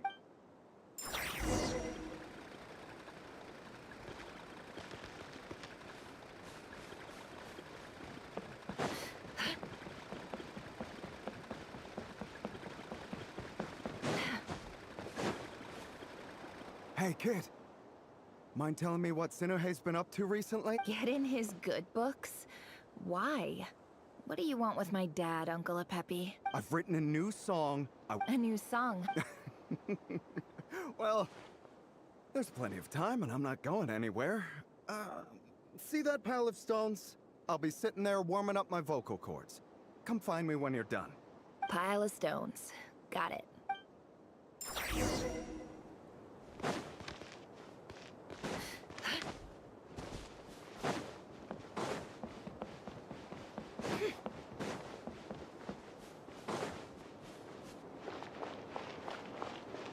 Hi, Dad. Uncle Retinue said you were looking for me. Ah, there's my little princess. If you'd gotten back just a little sooner, you could have shared the spoils of war with me. Spoils of war? Who were you fighting against? It was just a figure of speech. The aftermath of a sandstorm is no time to be waging war. I was talking about our war against thirst. I went out to fix our water supply problem, and now I'm back. Which means... We have a well again! That's right. I found a new one and brought back as much water as I could carry. It should last us for a good while. If it wasn't for these blasted sandstorms, our well... As the chief of our tribe, I'm supposed to be... You know how but things are looking up. So you're the... Special ambassador, they call it. Think of it as a part... It's nothing bad, okay? We've been isolated here in the desert for too long. Seeking opportunities elsewhere is the best thing for us. And the fast... So, do you get anything good out of being a special ambassador? Of course.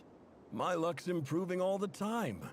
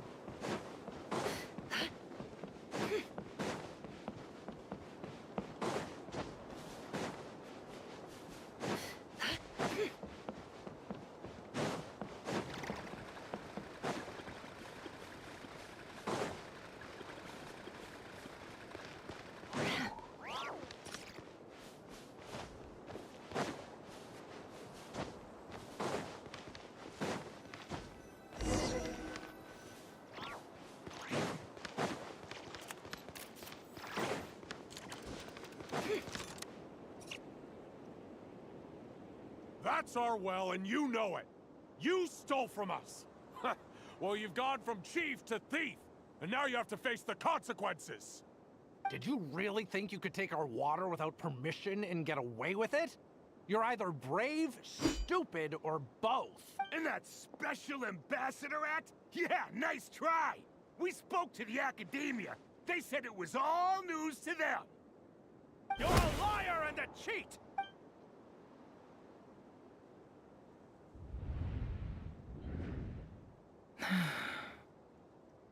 I heard Yehoda gasp, but I don't blame her. Most people are terrified by the sight of blood. Corpses strewn across the ground. The wounds are clearly from scimitars and daggers. The desert dwellers' weapons of choice. There's a handwritten note on the ground. Let's... Halil, this is Sinuhe, chief of the Shimti tribe. Surely you remember me. I was the one who helped you and your colleagues avoid the quicksand in the desert. This is my second time writing to you. I assume my last letter must have gotten lost in the mail, as I didn't receive a reply. I hope this one makes it to you safely. I'm writing to you because I need some help.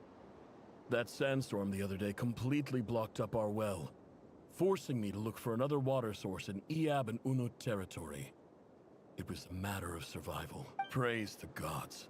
The well of the Iab tribe was intact. It was my last resort. I drew what water I could and left, but not without being spotted. I fear they will retaliate. You told me to write to you if I ever needed help. You said you'd be my ally in the Academia. I urgently need you to formally recognize my title of Special Ambassador and send some of your people to assist me for a few days. It's the only way I can convince them that this was the Academia's decision and prevent them from retaliating. This is an emergency. Please send help as... Looks like this letter never got sent. The writer died a grisly death, and the letter was trampled into the ground. It's badly defaced. Some parts are barely legible. What a ridiculous lie the surviving Shimti tell. Their whole village was butchered over a sip of water.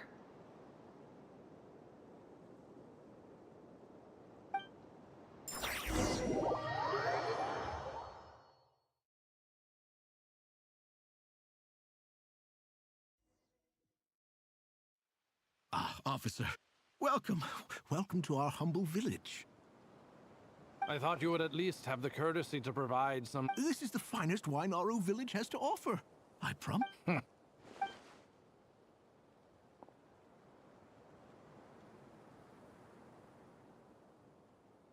The Academia has agreed to reserve a single space for a candidate from your village.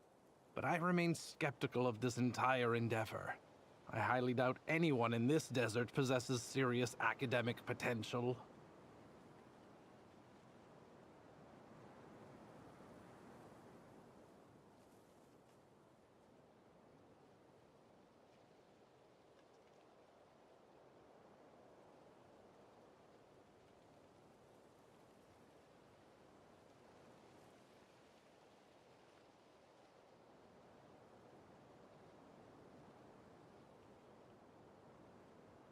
Please, have faith. If not in us, then in our god. The child we found shows great promise. I beg you,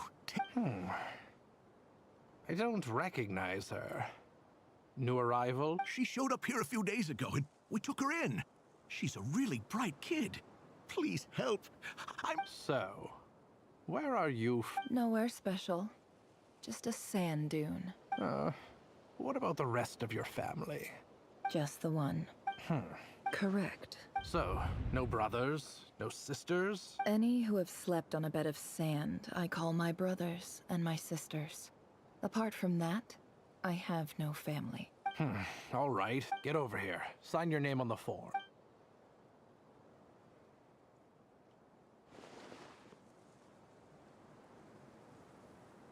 Never?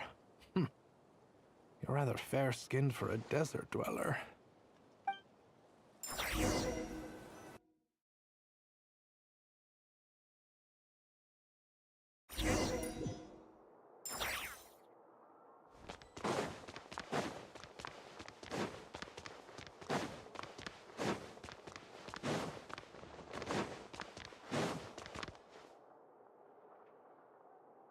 Nefer, this term's assignments have been issued already.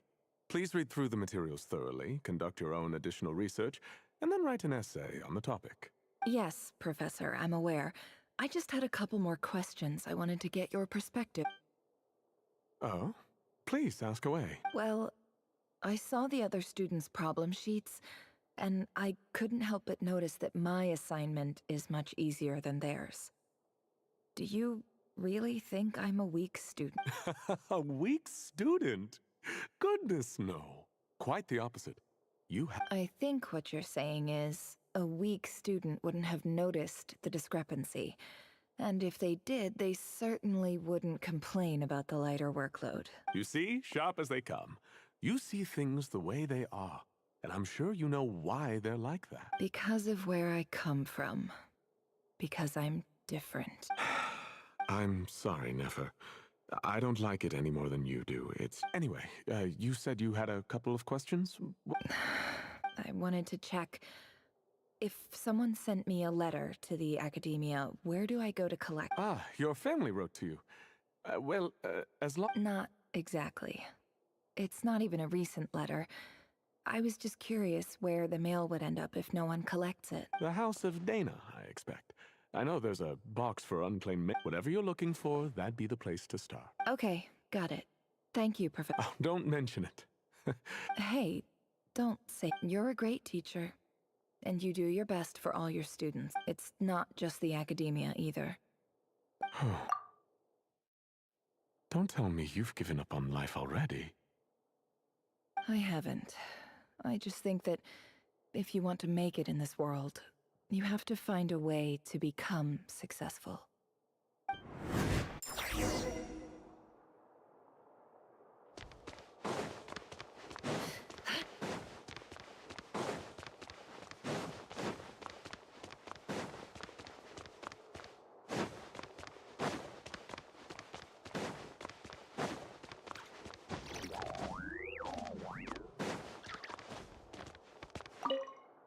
This must be it.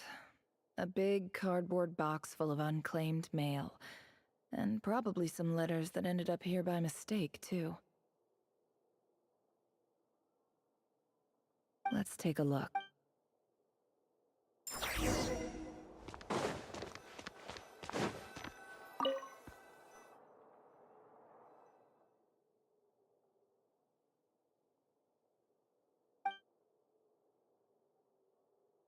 A dilapidation. This one was... Who was it? This one... In clinical terms... This seems like some... Wait. The note says... This next one is... A few words in recent... However, as well, education as grant... I do hope... And the sender... So this... Whatever. I'm not exactly... I don't believe for... Wait. Greetings, Halil. I don't know. In my tribe, the Shimti tribe. This brings me to my. There was the Eob. I found a well. When we met, that aside, we have From the outset, the academia never took you seriously. Those things they promised were just empty words. I doubt they even remember the name Sinuhe. And you were so emphatic that your luck had finally changed for the better. You swore you'd lead us to a better place one day. You spoke with such conviction, like you were the most powerful chief in the whole— You liar. You lied about everything. You promised the world and delivered on none of it. And who fell for it? Just me, by the looks of it. Despite— Which makes you a pathetic liar. You weren't even any good at it. I think I'll take over from here. Let me show you how it's done.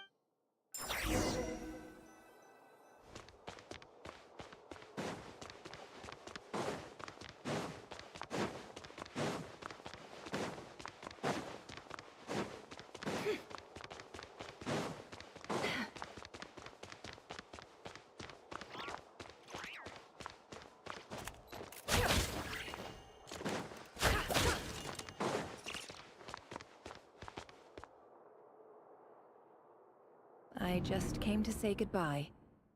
Thanks for everything you've done for me in my time here. Nefer?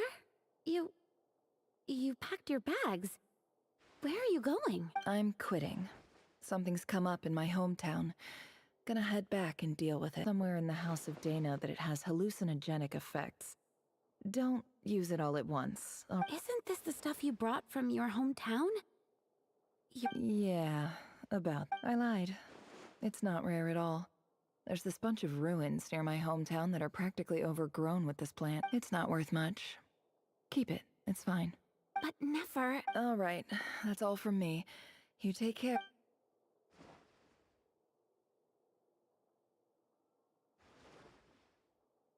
Don't forget me, okay? I mean, we're more than just classmates, right?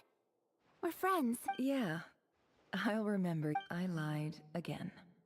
That incense is worth a fortune, and it's a rare find even in those ruins. And as for remembering her, I have far too much to do when I get back. No time to reminisce. I'll be lucky if I even make it through this alive. But either way, I expect I'll forget you pretty quickly.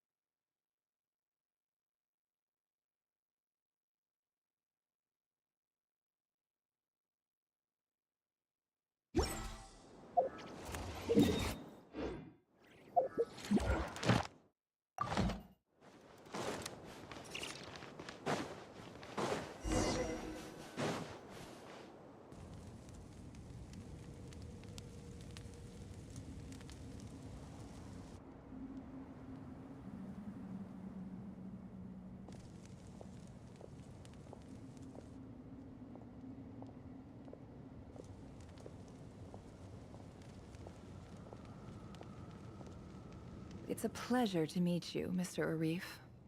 So, what does the Academia want?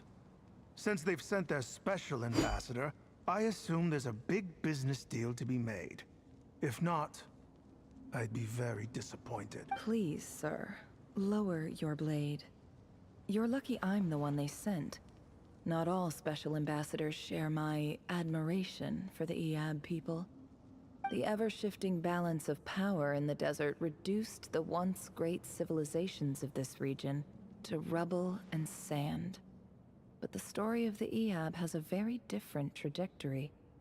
Others grew weak, but you grew strong, beginning in obscurity and moving to prosperity. You're the only ones who defied the trend. Huh. So, you do know who you're dealing with? This well is the perfect symbol of your strength, is it not? It used to belong to the Unut, but it looks like you have control over it. You're not wrong. But I'm sure you didn't come all this way just to flatter us. Of course not. I came to bring you some very good news. Some information that recently came to light, which might just be your ticket to freedom. Records uncovered by the Vahumana Darshan show that a certain well currently under Iab control is built on top of some ancient ruins. These ruins are of great archaeological interest to the Academia. I checked the map carefully on my way over here, and I'm confident that this is the well in question. The Academia is offering 50 million mora in return for excavation rights. 50 million? No, wait. If these ruins are as important as you say, 50 million's a little low, don't you think? Don't get greedy, Iab. We know far more than you think. We know that you seized this well by force. Wasn't that the first step in your rise to power? To drive away the Unut and steal their water supply? So what if it was?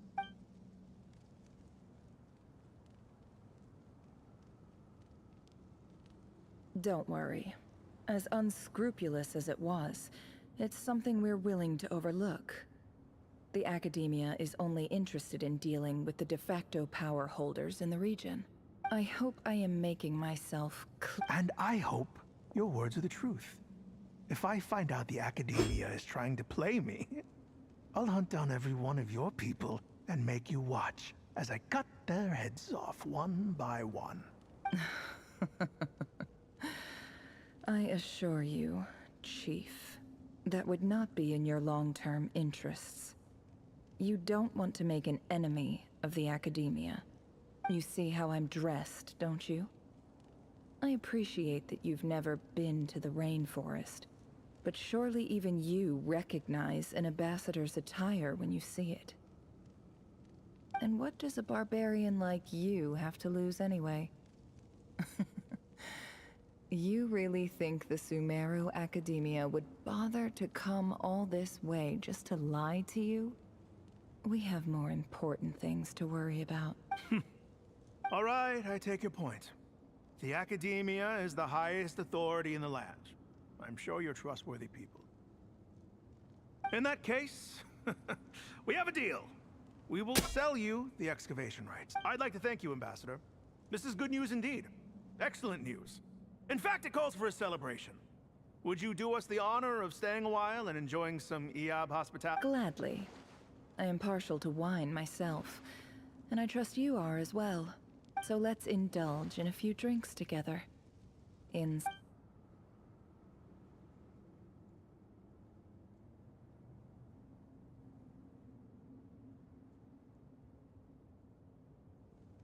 Chief! Chief, it's an emergency! It's the Unut. They've taken the well. What? Well, don't just stand there. Take it back. Yes, Chief. I have every confidence in the Iab's military superiority. What is it? The Unut's response was alarmingly fast. The day after we reach a deal, they seize the well. This can't be a coincidence. Perhaps there is a traitor in your midst. I don't think so. I am obliged to remind you, Chief, that the Academia will only deal with the de facto power holders. If you cannot regain control over the well, I'm afraid you won't see a single mora of that 50 million. No! Please, Ambassador, just give me some time. I swear the Unut will not get away with this. That well is ours. Glad to hear it.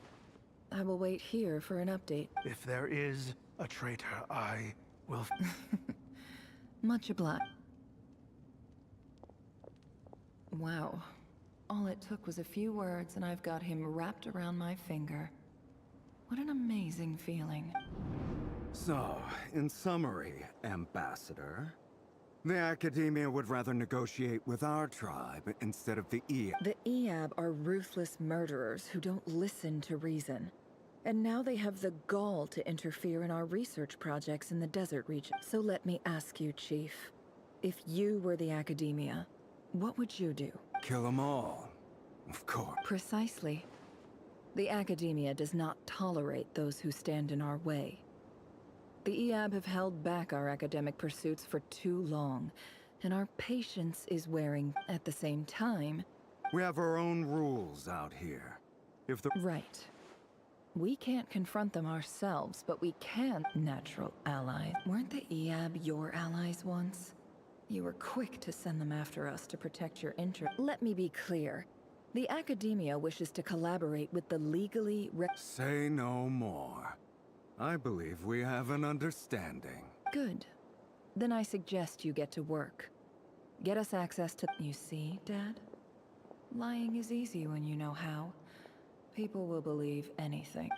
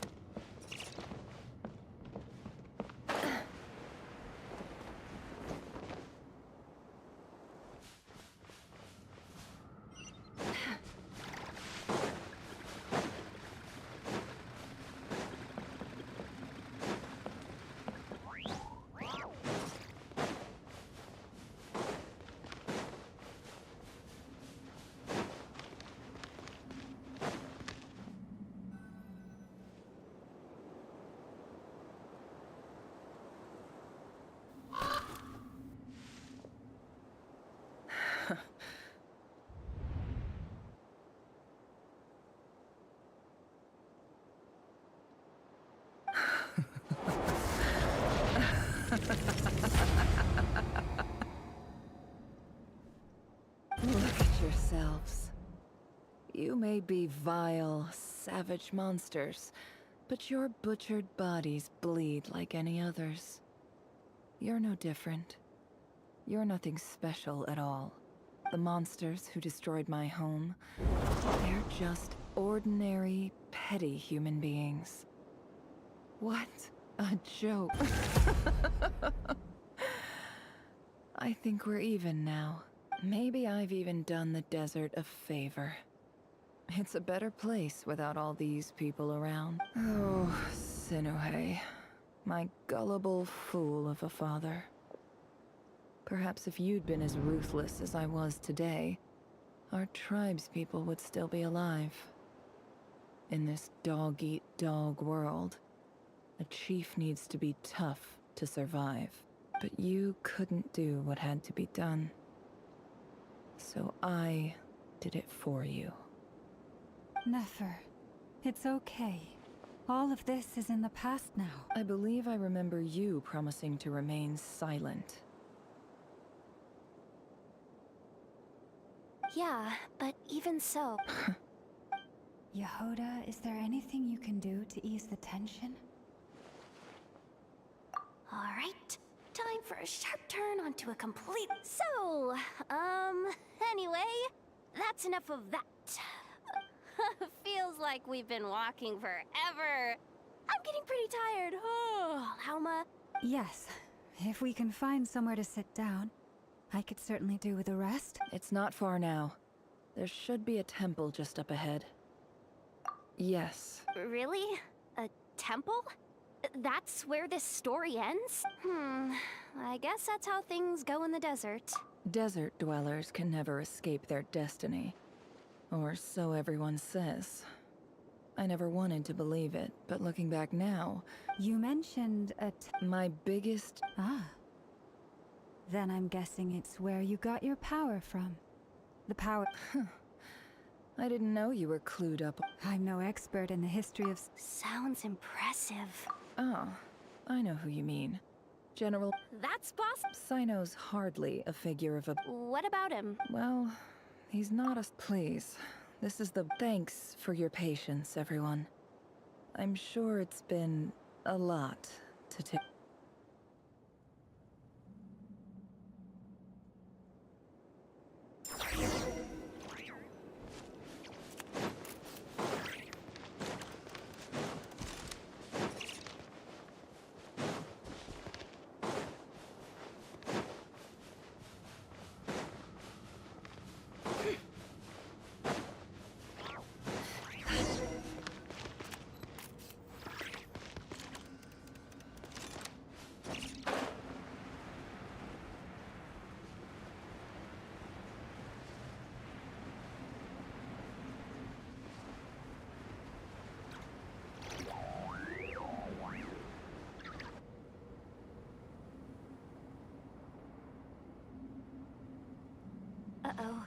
Uh-oh, I'm totally out of my depth here.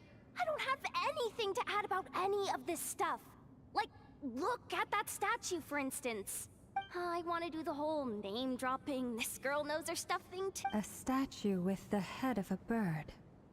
That's Thoth, the Ibis King. One of the 7 pillars of King Deshret. The legends say that he, the Crocodile King, and the Goat King were the 3 retainers of King Deshret. Let's take a look.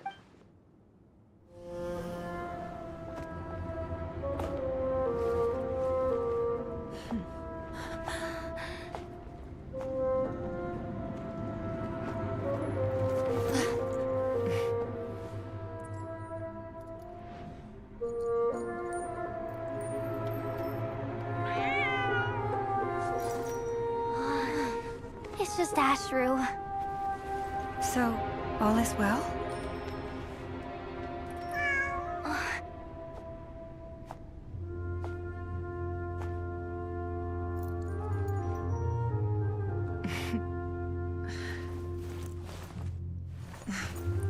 Typically speaking, at this point, the world disintegrates. Then we find ourselves back in the outside world. Besides, these are my memories. There's nothing to fear. You're sure? Of course. It's almost over.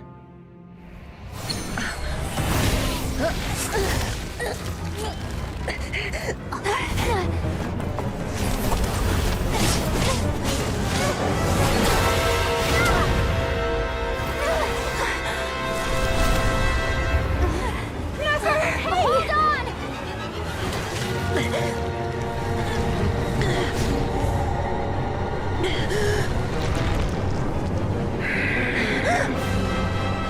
Knowing too much is always a death sentence. Speak for yourself.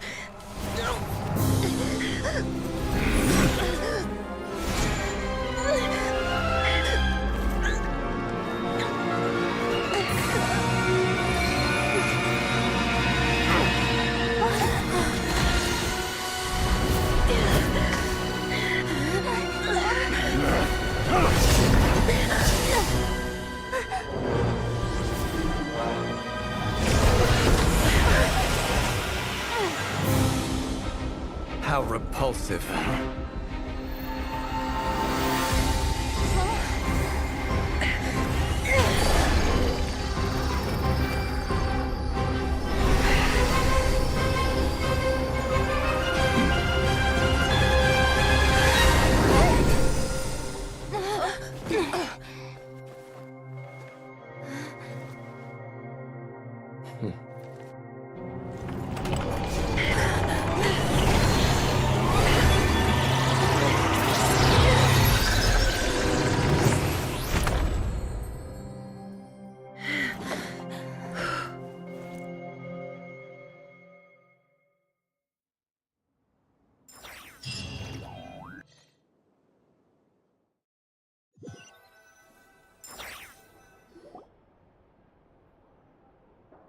Timed that pretty well, didn't I? It's okay. I'm just glad no one was hurt. Paimon noticed you doing something too, Dainsleif. Were you helping get them out? Of course. When I asked Nefer to conduct this investigation, I was not naive to the dangers involved. I had a duty to ensure your safety. Good to know your sense of justice is still intact after all these years. I take that to mean that you saw the truth. That comes as a great relief. I certainly did. And thanks to your help, I also managed to trap Rerir inside the chess set. Whoa, really? How'd you manage that? Well, to be honest, I sensed that something was wrong long before we made it to the temple. By using this fragment to probe into Rerir's past, well, the monster formerly known as Rerir, it seems I alerted him. I was tracking him, then he caught on and started tracking me too. Can't say I'm surprised. But how did he track you through your thoughts alone? That shouldn't be possible. Rerir was a secret agent who reported directly to the Vinster King. He is an expert at finding a trail and hunting down his pursuer. No wonder. He infiltrated the chess set, read my thoughts, and built a new virtual chess set inside of it. That's why we weren't able to leave at first. Speaking of your chess set, it's quite a remarkable item. Would I be right in thinking you have some connection to King Deshret? You overestimate me. I only have a connection with one of his underlings, the Ibis King. You all saw how this came to be. A long time ago, the Iab massacred my tribe, the Shimti, in our home village. A few years later, I enrolled in the academia, where some new information came to light. The Unut and the Iab fought a bitter battle over the rights to a well, all for the sake of a non-existent 50 million mora. The Iab ultimately won that confrontation, but their victory came at the cost of almost every warrior in the tribe. The final blow to the Iab came at the victory feast, when an Unut assassin beheaded their chief right before my eyes. The remaining Iab fled, and have been scattered to the winds ever since. Having gotten my revenge, I returned to my hometown, where to my surprise, the nearby temple was still standing.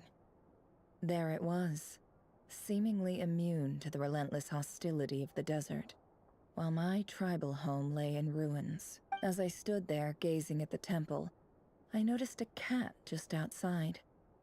This cat, as it turned out, was home to the spirit of the Ibis King. He led me to a gate deep inside the temple, and there he made a deal with me. This chess set is my gift from the Ibis King. The chessboard within is made to the same specifications as the one in the mausoleum of King Deshret, and represents his power of piercing analysis. With this chessboard in its container, I gained a certain ability to perceive hidden secrets. Now, you could conclude that the Ibis King simply wanted to give the people of this world the power to seek the truth. But I don't believe that's the full story. Every god plays favorites. Their hearts are as fickle as any human. It is the same with all powerful forces, including fate itself. If you're alluding to the Abyss, then yes, I agree. Gather the others. It's time to share everything I've learned.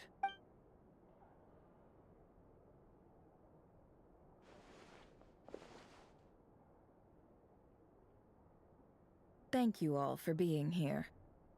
As promised, the Raker of Solnari, real name Rerir, was once a Khanrian subject who served the Vinster King.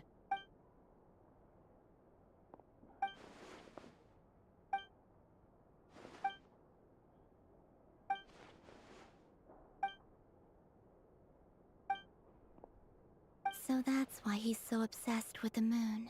A tragic tale, to be sure. But it does not excuse his men. No matter how much Rerir suffered in the past, he becomes more dangerous with each passing day. If left unchecked, it is simply a matter of time before all of Tevat suffer. A question for Miss Columbina. Forgive me if this is presumptuous, but have you ever seen the spatial gateway that appeared in Rerir's memory? Never. But I have heard stories of something called the Moon Gate. And this... Miss Lauma, any thoughts on... In the lore of the Frost Moon Scions, the moon is believed to hold many. The term Moon Gate is one I have heard before. But then back to Miss Columbina. As a... Not at this stage, sorry. But there's more to the power of the Frost Moon than... Yes. And right now, I need to conserve my energy to fight the Rahier of Solnari. I'm afraid this is one mystery we may have to leave unsolved for now. I agree. Better to save your strength. But if you'll humor me for a moment, I have a bold conjecture of my own regarding the world beyond the gateway. I highly suspect that neither Tholindis nor Rarir made it through unscathed. The evidence pointing to this is the fact that the Rahier of Solnari exists in the form of countless fragments. With the abyssal power he wields, no ordinary foe can touch him, let alone tear him to shreds. And yet, the wild hunt proliferates wherever his scattered fragments lie, drawing hordes of monsters to many different locations across... So your theory is that Rarir was physically torn to shreds by some powerful force? Hence, why the Wild Hunt is a distributed phenomenon. Makes sense to me. Explains why the Wild Hunt is so pervasive. Without the power of the Abyss on his side, he almost certainly would have perished the moment he was torn apart. But the Abyss, much like a curse, has kept him alive. I could not agree more. The power of the Abyss is most surely a curse. It is a compelling... This raises some interesting questions. That being said... My pleasure. Hey! What is it, Dainsleif? You look really upset! It's just... when I think of the man I once knew as Rarir, I struggle to understand why things had to turn out like this. The two of you used to be friends, didn't you? I don't know if these words will bring any comfort, but my heart goes out to you. Mine too. We can never know all the hows and whys of the way. Those are the first comforting words I've heard in a long time. Well, I think this is a good place to end today. That's very... Of course. Sounds good to me. Take some time to...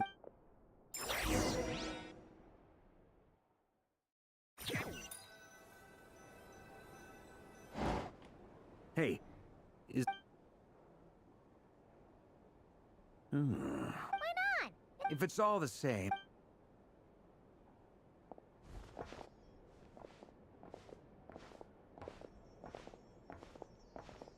Anyway, firstly, it's only a matter of...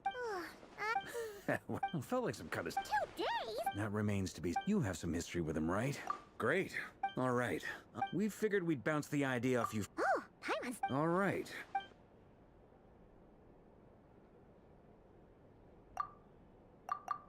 We felt a little... Roping us in! I choose my... Sir Varka? I'm all ear. I think we...